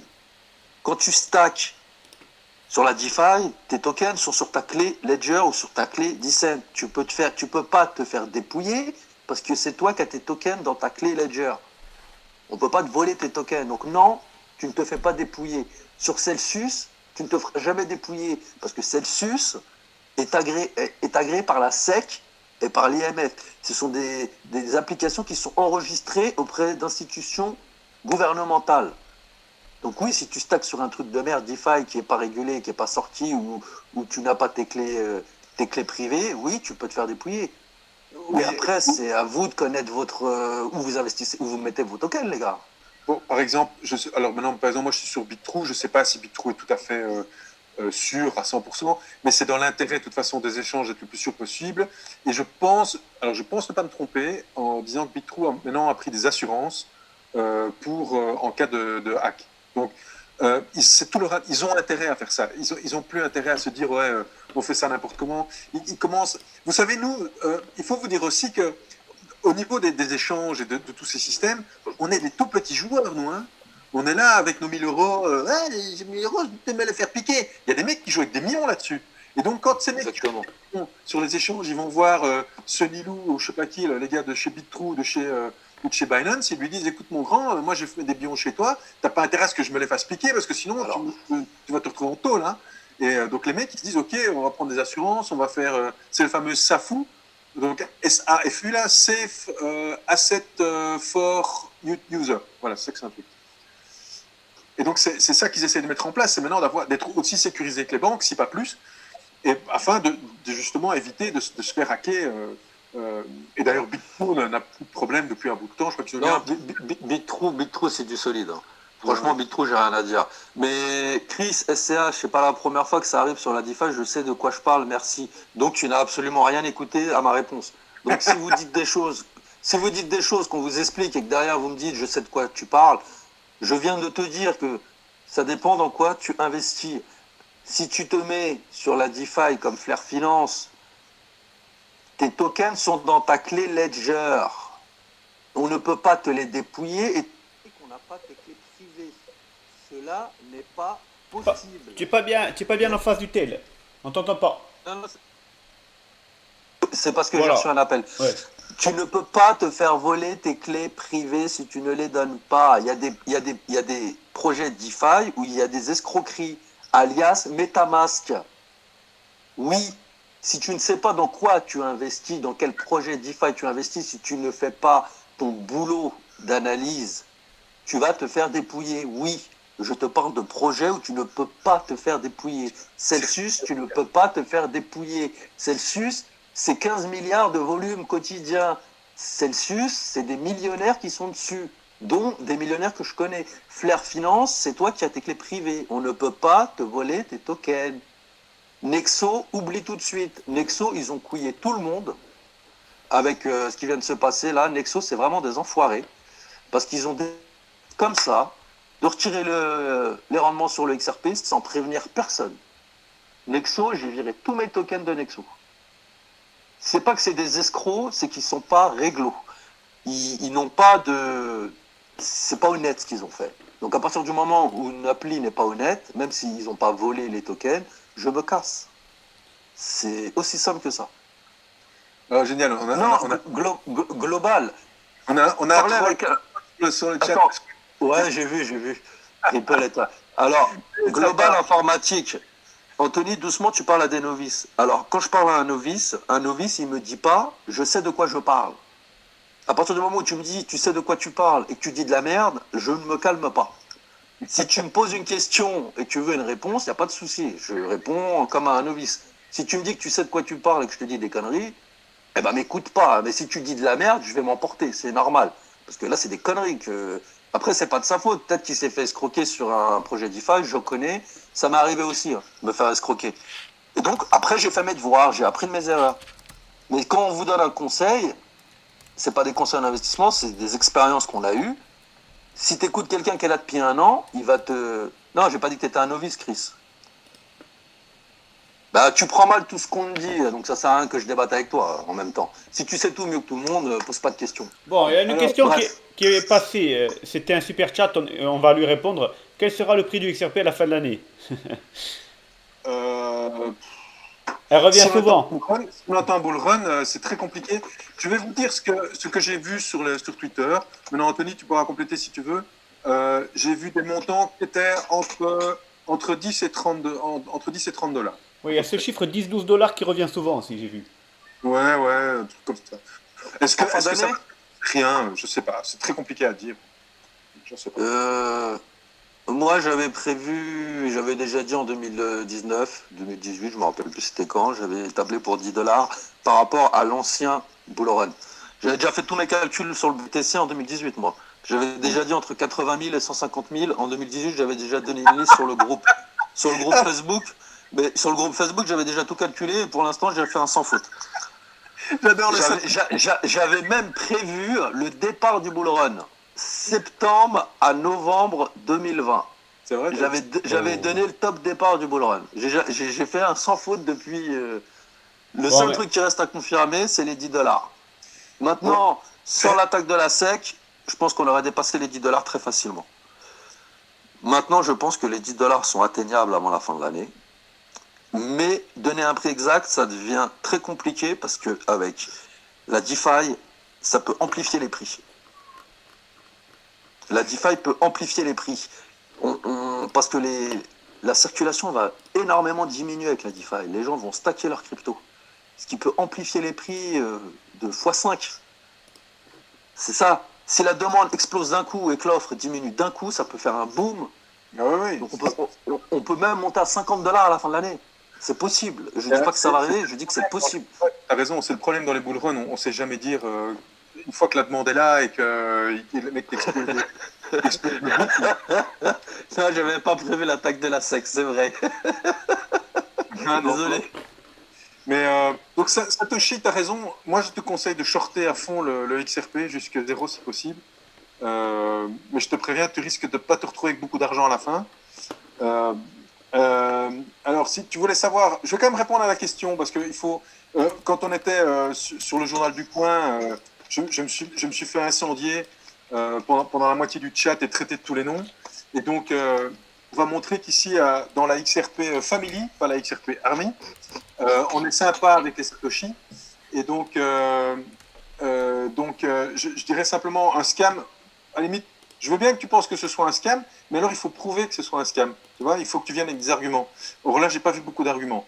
Quand tu dis que ça va être à 0, bah, viens avec un argument. Et si tu te contentes de simplement dire que shorter, ça va être 0 et que le truc, ça va être 0, c'est bien, mais tu vas juste passer ton temps à écrire que ça vaut 0 et personne ne te répondra plus. Hein. Donc viens avec des arguments et alors on te répondra. Voilà. Les gars, donnez un peu de courage à Julien, parce qu'on est 465 sur le live, il y a 134 pouces bleus. Ouais, C'est pas pour moi et Philippe, parce que moi et Philippe, c'est pas notre chaîne. Mais Julien, il fait vraiment beaucoup. Et si vous venez sur un live, donnez au moins des pouces bleus. Pour que, au moins, parce que je vois des chaînes YouTube complètement ridicules avec des mecs qui sont arrivés il y a un an. Tous les bull runs, on a ça. On a des mecs qui surgissent, dont c'est pas d'où, qui font du 15 000 abonnés, du 6 000 viewers qui disent que de la merde. Et là, vous avez un mec qui cherche pour vous et vous lui donnez pas de pouce bleu. C'est pas bien, les gars. Bon, merci. Oh, on a le XRP qui est passé en troisième position. Là. Il est passé devant le BNB sur le CoinMarketCap. Juste comme ça pour l'info. Hein. Alors, rappelez-vous tous de toutes les vidéos YouTube, de tous les messages sur Twitter, de tous les messages sur Facebook. Rappelez-vous de tout quand on était dans le 9e. C'est fini, le XRP c'est mort, le XRP ça fait 3 ans qu'il ne bouge pas. On est passé de la 9e place à la 3e place. On est à la moitié du market cap d'Ethereum. Alors, attends. D'où l'importance du long terme, les gars. L'importance du long terme, c'est ça. Je voudrais faire un truc, une parenthèse aussi là-dedans, parce que c'est vrai qu'on parle long terme, on parle d'XRP, on a parlé un peu de FET. Je crois qu'il ne faut pas. Il y a d'autres choses qu'il ne faut pas négliger, et je pense que c'est notamment Xinfin. Je crois que c'est un. Ouais. J'ai mis beaucoup dessus. Au même pied que VET. En fait, la grosse différence avec XRP, c'est que eux ne sont pas soumis au même type de régulation que XRP. XRP travaille avec des organismes financiers, c'est-à-dire principalement des banques centrales. Alors, il y a 2 inconvénients à ça. Le premier inconvénient, c'est que c'est hyper régulé. Et donc, c'est chiant parce qu'on ne peut pas bouger un papier ou le petit doigt ou n'importe quoi sans devoir répondre à 25 règles différentes. La deuxième chose qui est chiant, c'est que les banques sont très lentes. Tout ce qui touche au truc bancaire, c'est très lent. C'est en dizaines d'années que ça se passe. Et donc, les banques centrales, et d'ailleurs, ils sont tous sur le même pied. Les banques centrales ne feront leur CDBC et ne mettront tout en place vraiment, je parle de façon mondiale, approximativement entre 2024 et 2025. Mais ce n'est pas parce qu'il se sera prêt en 2024-2025 que ça va exploser à ce moment-là. Il faudra que ça commence à se mettre en place et qu'ils travaillent les uns avec les autres. Et Ripple ne sera peut-être pas la seule société à fournir un pool de liquidité. Peut-être qu'il y en aura d'autres qui interviendront sur le marché. On n'en sait rien. D'ailleurs, mais Ripple eux-mêmes l'ont reconnu en disant qu'il y aura probablement de la concurrence d'ici là et qu'on verra bien comment ça se passera. Parce que tout ne passera peut-être pas par XRP. Il y en a qui passeront peut-être par d'autres systèmes. Soit ça se fera directement dans R3 ou ça passera peut-être dans Xinfin un peu, peut-être un peu dans VET, je ne sais pas. Enfin bref, je pense qu'il n'y aura pas qu'un acteur pour tout faire. Et donc je pense que ça, ce sont des facteurs qui font que ça va prendre du temps. Par contre, VET et XDC, c'est complètement différent. Là, c'est beaucoup plus agile. Les marchés, c'est entre sociétés, notamment sur XDC. Et donc, XDC a un point fort, Philippe, par rapport à VET à l'heure actuelle. C'est que XDC, il est sur aucun gros exchange. Il est sous-évalué à un point, les gars. Il a fait que de monter, mais il est encore. XDC, C'est vraiment un projet, vous avez de l'argent, je vous donne mon avis perso. Moi, je mets de l'argent dessus tout de suite. VET, XRP, XDC, et un autre que je vais encore dire, même si vous n'allez pas sur l'application, il vous faut ce token, c'est le token. C'est le token, il est sur aucun gros exchange. Il y a 3 exchanges qui le supportent, il fait que de monter de mois en mois. Il a une équipe de fous et il a un projet de fou. Et il a tweeté tout à l'heure, devinez qui est venu taper à la porte de Celsius? Goldman Sachs. Goldman Sachs veut rentrer dans les cryptos. Ils sont venus les voir 3 fois pour pouvoir investir dans Celsius. Celsius, c'est un projet énorme que personne ne parle. Parce que vous avez des rendements à 5-6%, les gens ils croient que c'est un petit truc. Mais Celsius, ça va être énorme.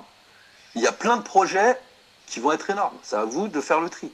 XDC, VET, ADA.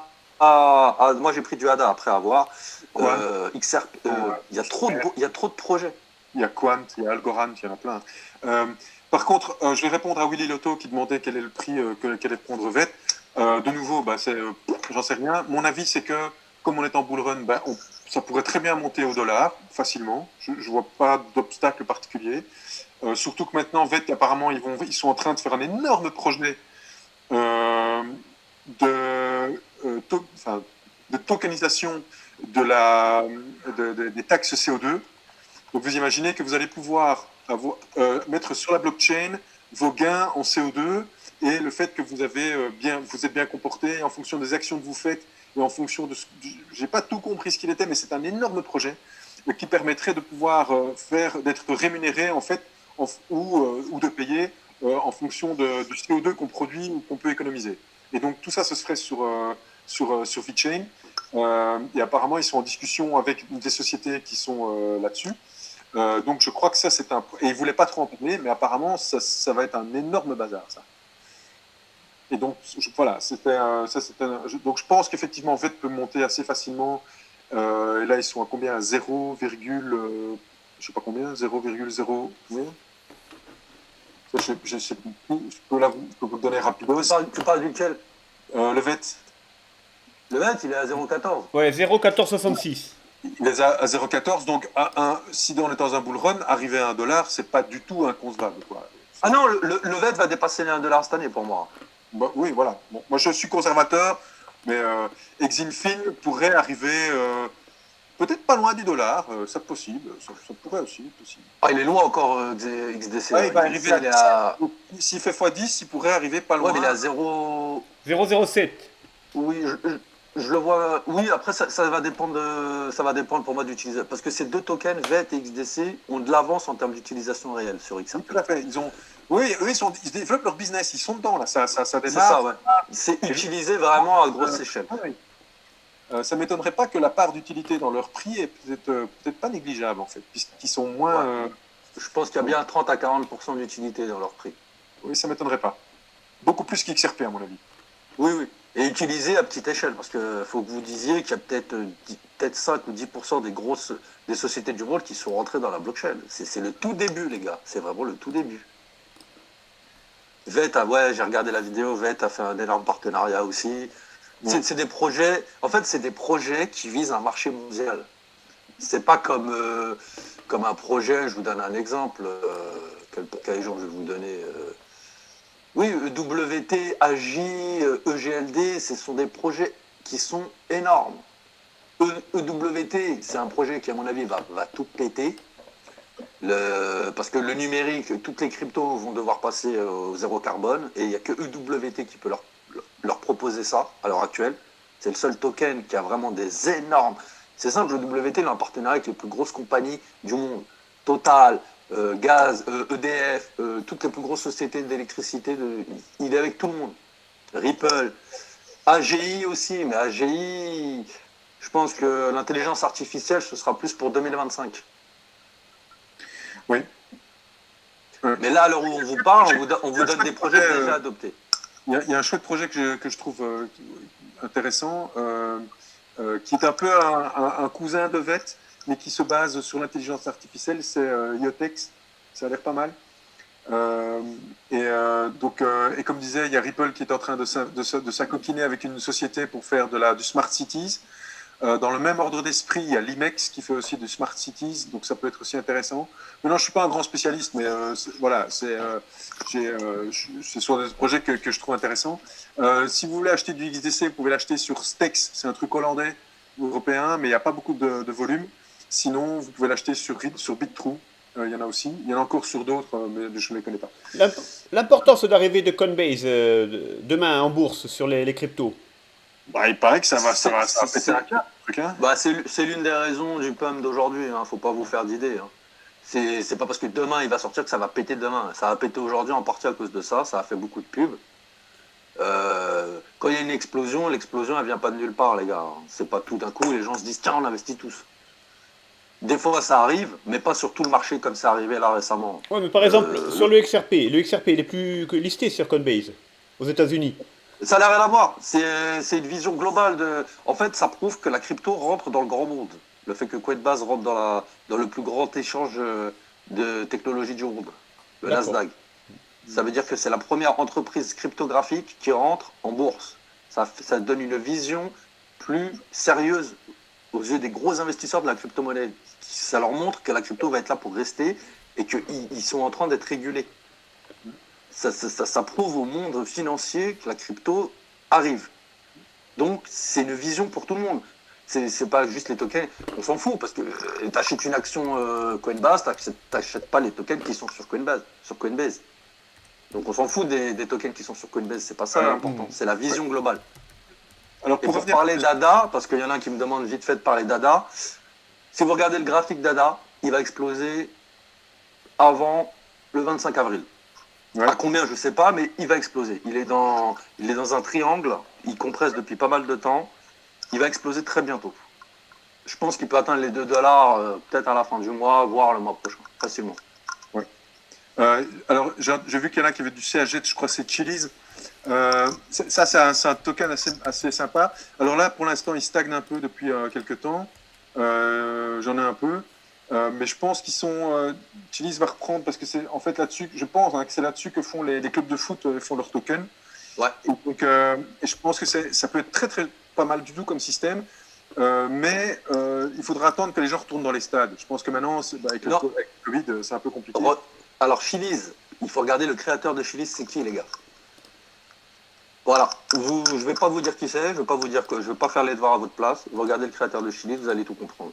Chiliz, ce sera le projet e-sport. Il n'y en aura pas d'autre. Je vous le dis à l'avance, vous regardez qui a créé Chiliz. Quoi, c'est un ancien de la FIFA ou quoi? Fin de la conversation. Non, celui qui a créé Chiliz, c'est tout simplement l'un des plus gros bookmakers sur le foot. Il a créé l'un des sites les plus... Comment ça s'appelle ces sites de merde? Une bête ou quoi, un truc comme ça? De Exactement. Paris.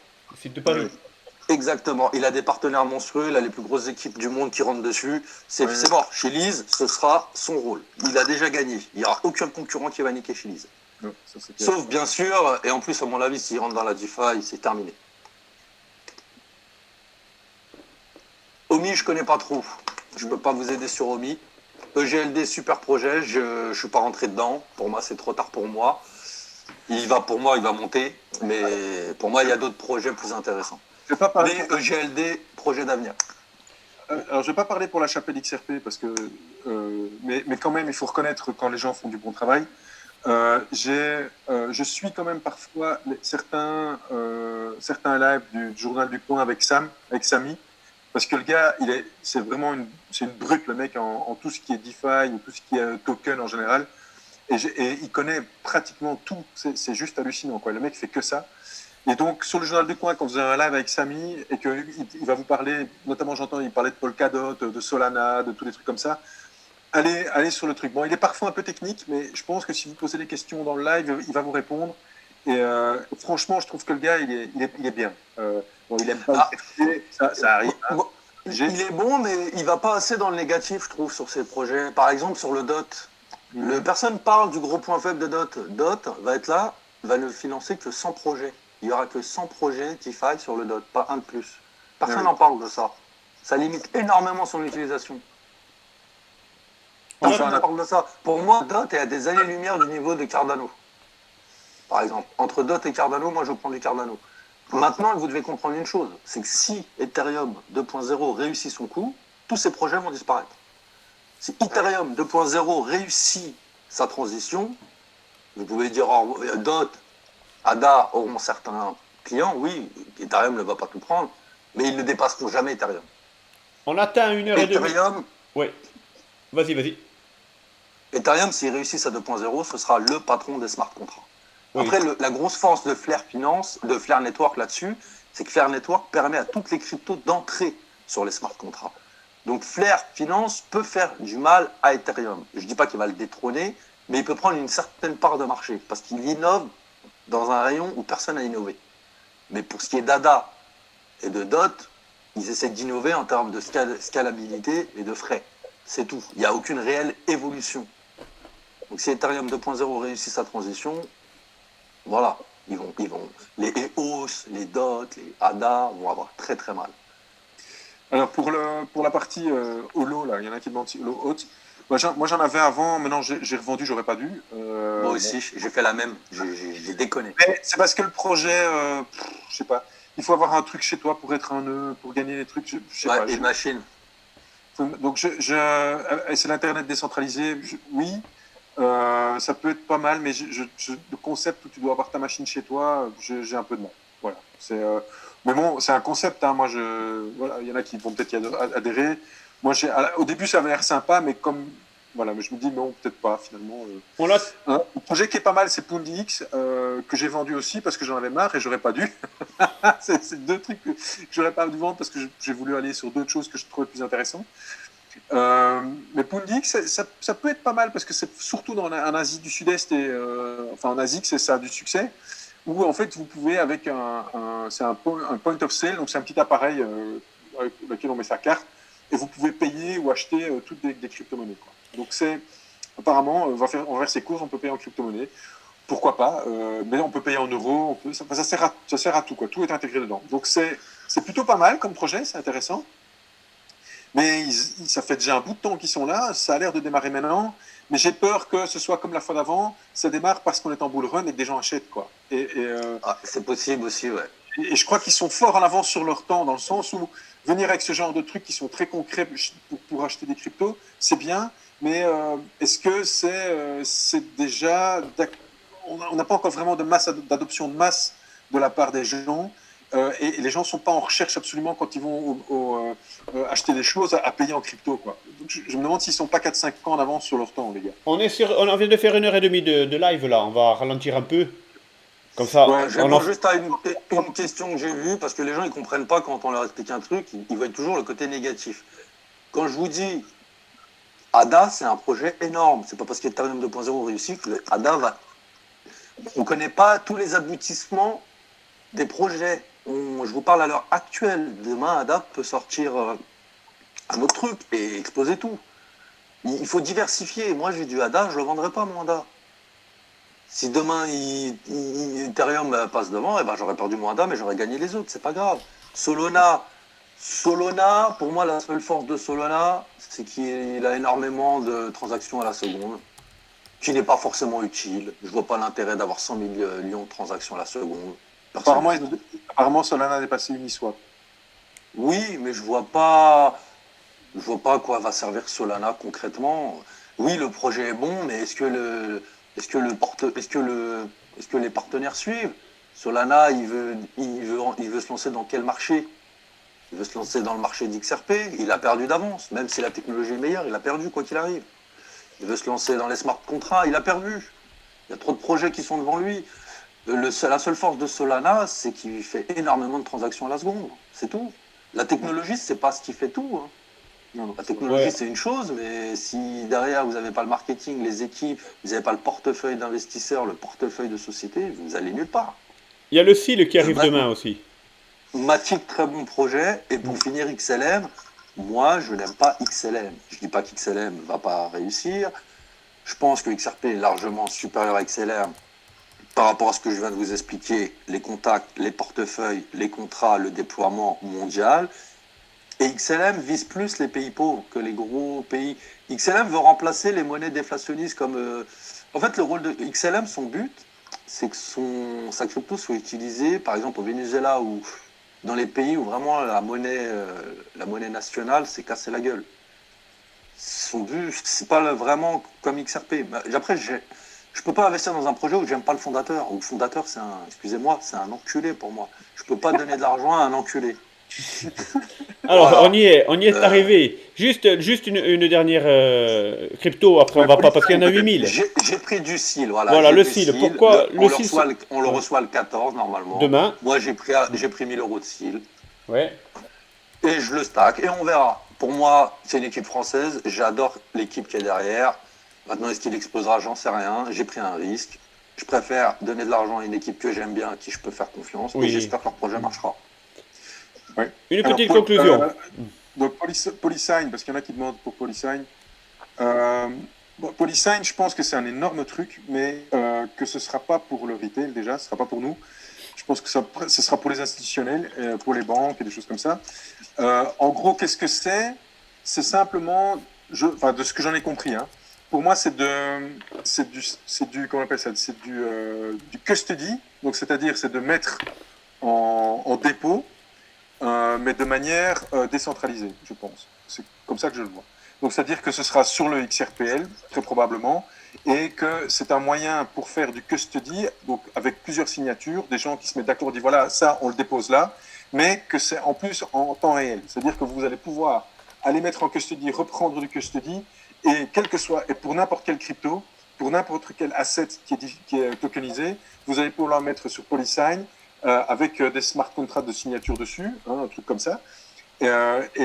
Pour pouvoir c'est comme si c'était un escroc, hein, j'appelle ça comme ça. C'est comme si c'était une espèce d'escroc, mais que vous pouvez, qui est programmable et que vous pouvez mettre et enlever quand vous voulez, comme vous voulez, du moment que les parties qui ont décidé de le mettre en dépôt sont d'accord de l'enlever ou de le retirer, quoi. De l'enlever ou de le mettre. Donc pour moi, c'est un truc, donc c'est très puissant parce que c'est un des problèmes des banques justement maintenant, c'est de mettre par exemple de l'argent en dépôt pour 3 heures, pour 4 heures.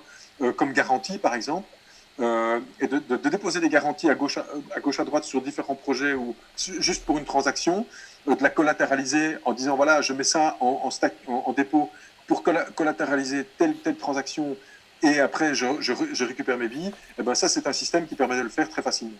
Donc, je pense que c'est plutôt dans ce genre de choses-là que ça va se passer. On a très très peu d'informations sur le projet. Mais je pense que moi, c'est plutôt comme ça que je le vois. On a 10 000 cryptos, on va s'arrêter là. On parlera des... Les gars, il manque des pouces bleus. Ouais, voilà. Et pour les mecs qui ont mis des pouces rouges, 11 pouces rouges, bah, c'est bien que vous nous disiez pourquoi, les gars, qu'on vous explique. Si vous n'êtes pas d'accord, vous nous dites pourquoi vous n'êtes pas d'accord. Il en faut aussi, ça fait... essayer de... Et les pouces bleus pour les autres, il en manque 200, les gars. Bon, ça veut dire qu'on n'est pas parfait. Moi, je pensais qu'on était parfait au départ, mais on doit... Bon, après, sinon... Bah, y a des pouces rouges sur toutes les vidéos, mais c'est bien de savoir pourquoi. Ouais, mais généralement, tu sais... Pour débattre. Il y a des gens il y a des gens qui sont un peu bannis. J'ai vu, il y a un Satoshi qui disait n'importe quoi, donc tu vois, c'est souvent des gens comme ça qui viennent pour dire n'importe quoi. Contre le Bitcoin, hein. Oui. Voilà, dis-moi, on a atteint un ATH ce soir, 509 abonnés en simultané sur la chaîne, c'est la première fois. Wow, donc, merci à vous tous les deux. C'est l'effet Philippe. Vous êtes Fantôme, très bon projet. C'est un bon produit d'appel, Philippe. Oui, c'est ça en fait. Je mets en valeur le produit principal. Si tu veux, on pourra parler un peu de ton application. Parce que moi, je me suis arrêté au bac, mais je crois qu'il faut bac plus 5, bac plus 6 pour réussir à s'en servir, non? Non, c'est assez... Enfin, je plaisante, mais j'ai vu, je suis tombé dessus et c'est pas... J'ai écouté ta vidéo. C'est un peu compliqué pour un ouais, c'est pour quand tu arrives pour la première fois dessus, c'est pas évident. Après, j'ai écouté ta vidéo avec Benoît, ça m'a vite éclairci. Mais quand on tombe dessus, la compréhension elle n'est pas directe. Je sais pas comment. Non, il faut prendre le temps. En fait, il faut prendre le temps de lire d'abord toutes les explications qui sont sur le côté. Quand on clique dans un champ, il te donne l'explication. J'ai essayé de donner l'explication la plus concise et la plus simple possible parce que le rapport il est juste imbuvable. Même si eux essayent déjà d'être vulgarisants. Donc là, j'ai essayé déjà de vulgariser un truc qui est déjà vulgarisé. Et c'est vrai que c'est pas facile. Donc c'est pour ça que c'est bien de regarder la vidéo avec Benoît. Ouais. Mais je pourrais refaire d'autres vidéos si un jour ça se présente et qu'il y a de la demande. Hein. Moi, j'ai pas de souci. On peut en parler encore. Hein. Bien sûr. Ouais, moi, si tu veux venir l'expliquer ou quoi, il n'y a pas de souci. Ouais. Je vais remettre le lien sur le chat, comme ça, pour ceux qui ne connaissent pas. J'ai vu passer un tweet de David Schwartz. On va regarder ça et après on va s'arrêter sur ça. Ça fait plus d'1 heure et demie, c'est pour le replay. Moi, je resterai des heures avec vous. Je me régale, mais je sais que le Ah, replay. pareil. Oui. Alors moi, j'ai pas de chaîne pour ceux qui demandent. J'ai Facebook, Messenger. Le problème, c'est que je suis très, très, très, très occupé en ce moment. Je bosse beaucoup. Tu n'as pas Twitter, Quand je bosse dis-le. pas, Parce que... j'essaie de profiter un peu de ma vie quand je bosse pas. Donc je réponds. Avant, je répondais très souvent. Le problème, c'est que à force de répondre très souvent, il y a eu du bouche à oreille et j'ai trop, trop, trop, trop de messages. Donc envoyez quand même des messages. Je vous répondrai, mais je vous répondrai pas instantanément pour ceux qui demandent. Voilà, je jette juste un petit coup d'œil au tweet de David Schwartz. Je sais pas ce que c'est, je l'ai vu passer il y a 18 minutes et c'est. On va voir, autant c'est un rapport avec le. Il nous dit: ce sera probablement mon tweet le moins populaire de tous les temps, mais si vous avez des quantités de crypto-monnaies qui changent votre vie, prenez le temps d'envisager sérieusement d'en vendre afin de réduire votre risque et votre exposition. Ce n'est pas une sorte de prédiction sur le marché. Il a raison. Voilà. Voilà, donc il nous donne lui aussi son ressenti. Ne faites pas n'importe quoi. Ah oui, mais c'est ça, il a raison. Il a raison. Bah, David Schwartz, il l'a fait la dernière fois, hein, quand le XRP a explosé, il a vendu une partie de son bag. Ouais, il a raison. Et pourtant, il est millionnaire, le mec. Hein. C'est pas un mec qui a besoin d'argent. C'est tout simplement un mec intelligent. Il veut sécuriser une partie, c'est son droit, et puis voilà, chacun fait comme il veut. Voilà. Bon, moi, je dois vous laisser, je vous fais plein de bisous. Et je Allez, vous Philippe, souhaite, merci beaucoup. bonne soirée. Et à très bientôt. Merci à toi. Anthony, on en profite, on coupe tout le monde en même temps. Philippe, merci à toi, c'est gentil. Merci Anthony, en tout On se cas. refait ça avec plaisir. Julien, pareil. Hein. Merci, Toujours ouais, quand un vous plaisir. voulez, vous n'hésitez Ouais, pas. merci à toute la communauté de venus, c'est vraiment sympa d'avoir fait monter le compteur à 509, c'est vraiment sympa Pour tout le monde. pour Julien. Il le mérite bien. Il Oui. le mérite bien. Merci beaucoup, bonne soirée les gars. Ouais. Salut. Ciao, ciao. Voilà, je vous dis merci à tous. On a battu le record ce soir. Donc, bon, les produits d'appel, Anthony et Philippe marchent bien. Mais bon, c'est plus pour ce qu'ils nous racontent et leur connaissance technique et à la fois technique et fondamentale. Moi, je vous dis merci à tous. Vous avez été nombreux. Merci pour le super chat. Merci à Token pour travailler encore sur la modération. Je sais que c'est pas facile, il y a beaucoup de messages. Mais je vois que des fois, tu fais le gendarme très très bien et j'apprécie énormément ce que tu fais. C'est super bien. Merci à tous. Merci pour les pouces bleus, pour les pouces rouges aussi, parce que on a besoin de savoir aussi quand les choses ne vont pas. Ça permet d'avancer. Comme disait Anthony, ça serait bien de dire pourquoi vous mettez des pouces rouges. Voilà. Francis RP Holder, j'ai fait la pub à ton tweet. J'espère que ça a marché. Un joyeux anniversaire encore à Jupiter 2 que j'ai pas vu ce soir. Enfin, peut-être que je l'ai vu passer, mais il y a eu tellement de messages, je ne pouvais pas être de partout. Merci à tous. Bonne soirée. Jean-Yves toujours là. French XRP, voilà, je remets ton tweet. Merci. Je te le recopie encore une fois. Voilà, merci à tous. Merci aux nouveaux. Il y a eu pas mal de nouveaux ce soir et je vous donne rendez-vous. On est mardi, peut-être en fin de semaine ou alors en début de semaine prochaine. On se fait un live général sur l'actualité et en espérant que le prix continue d'augmenter. Voilà, merci à tous. Merci la famille. Je vous dis bonne soirée.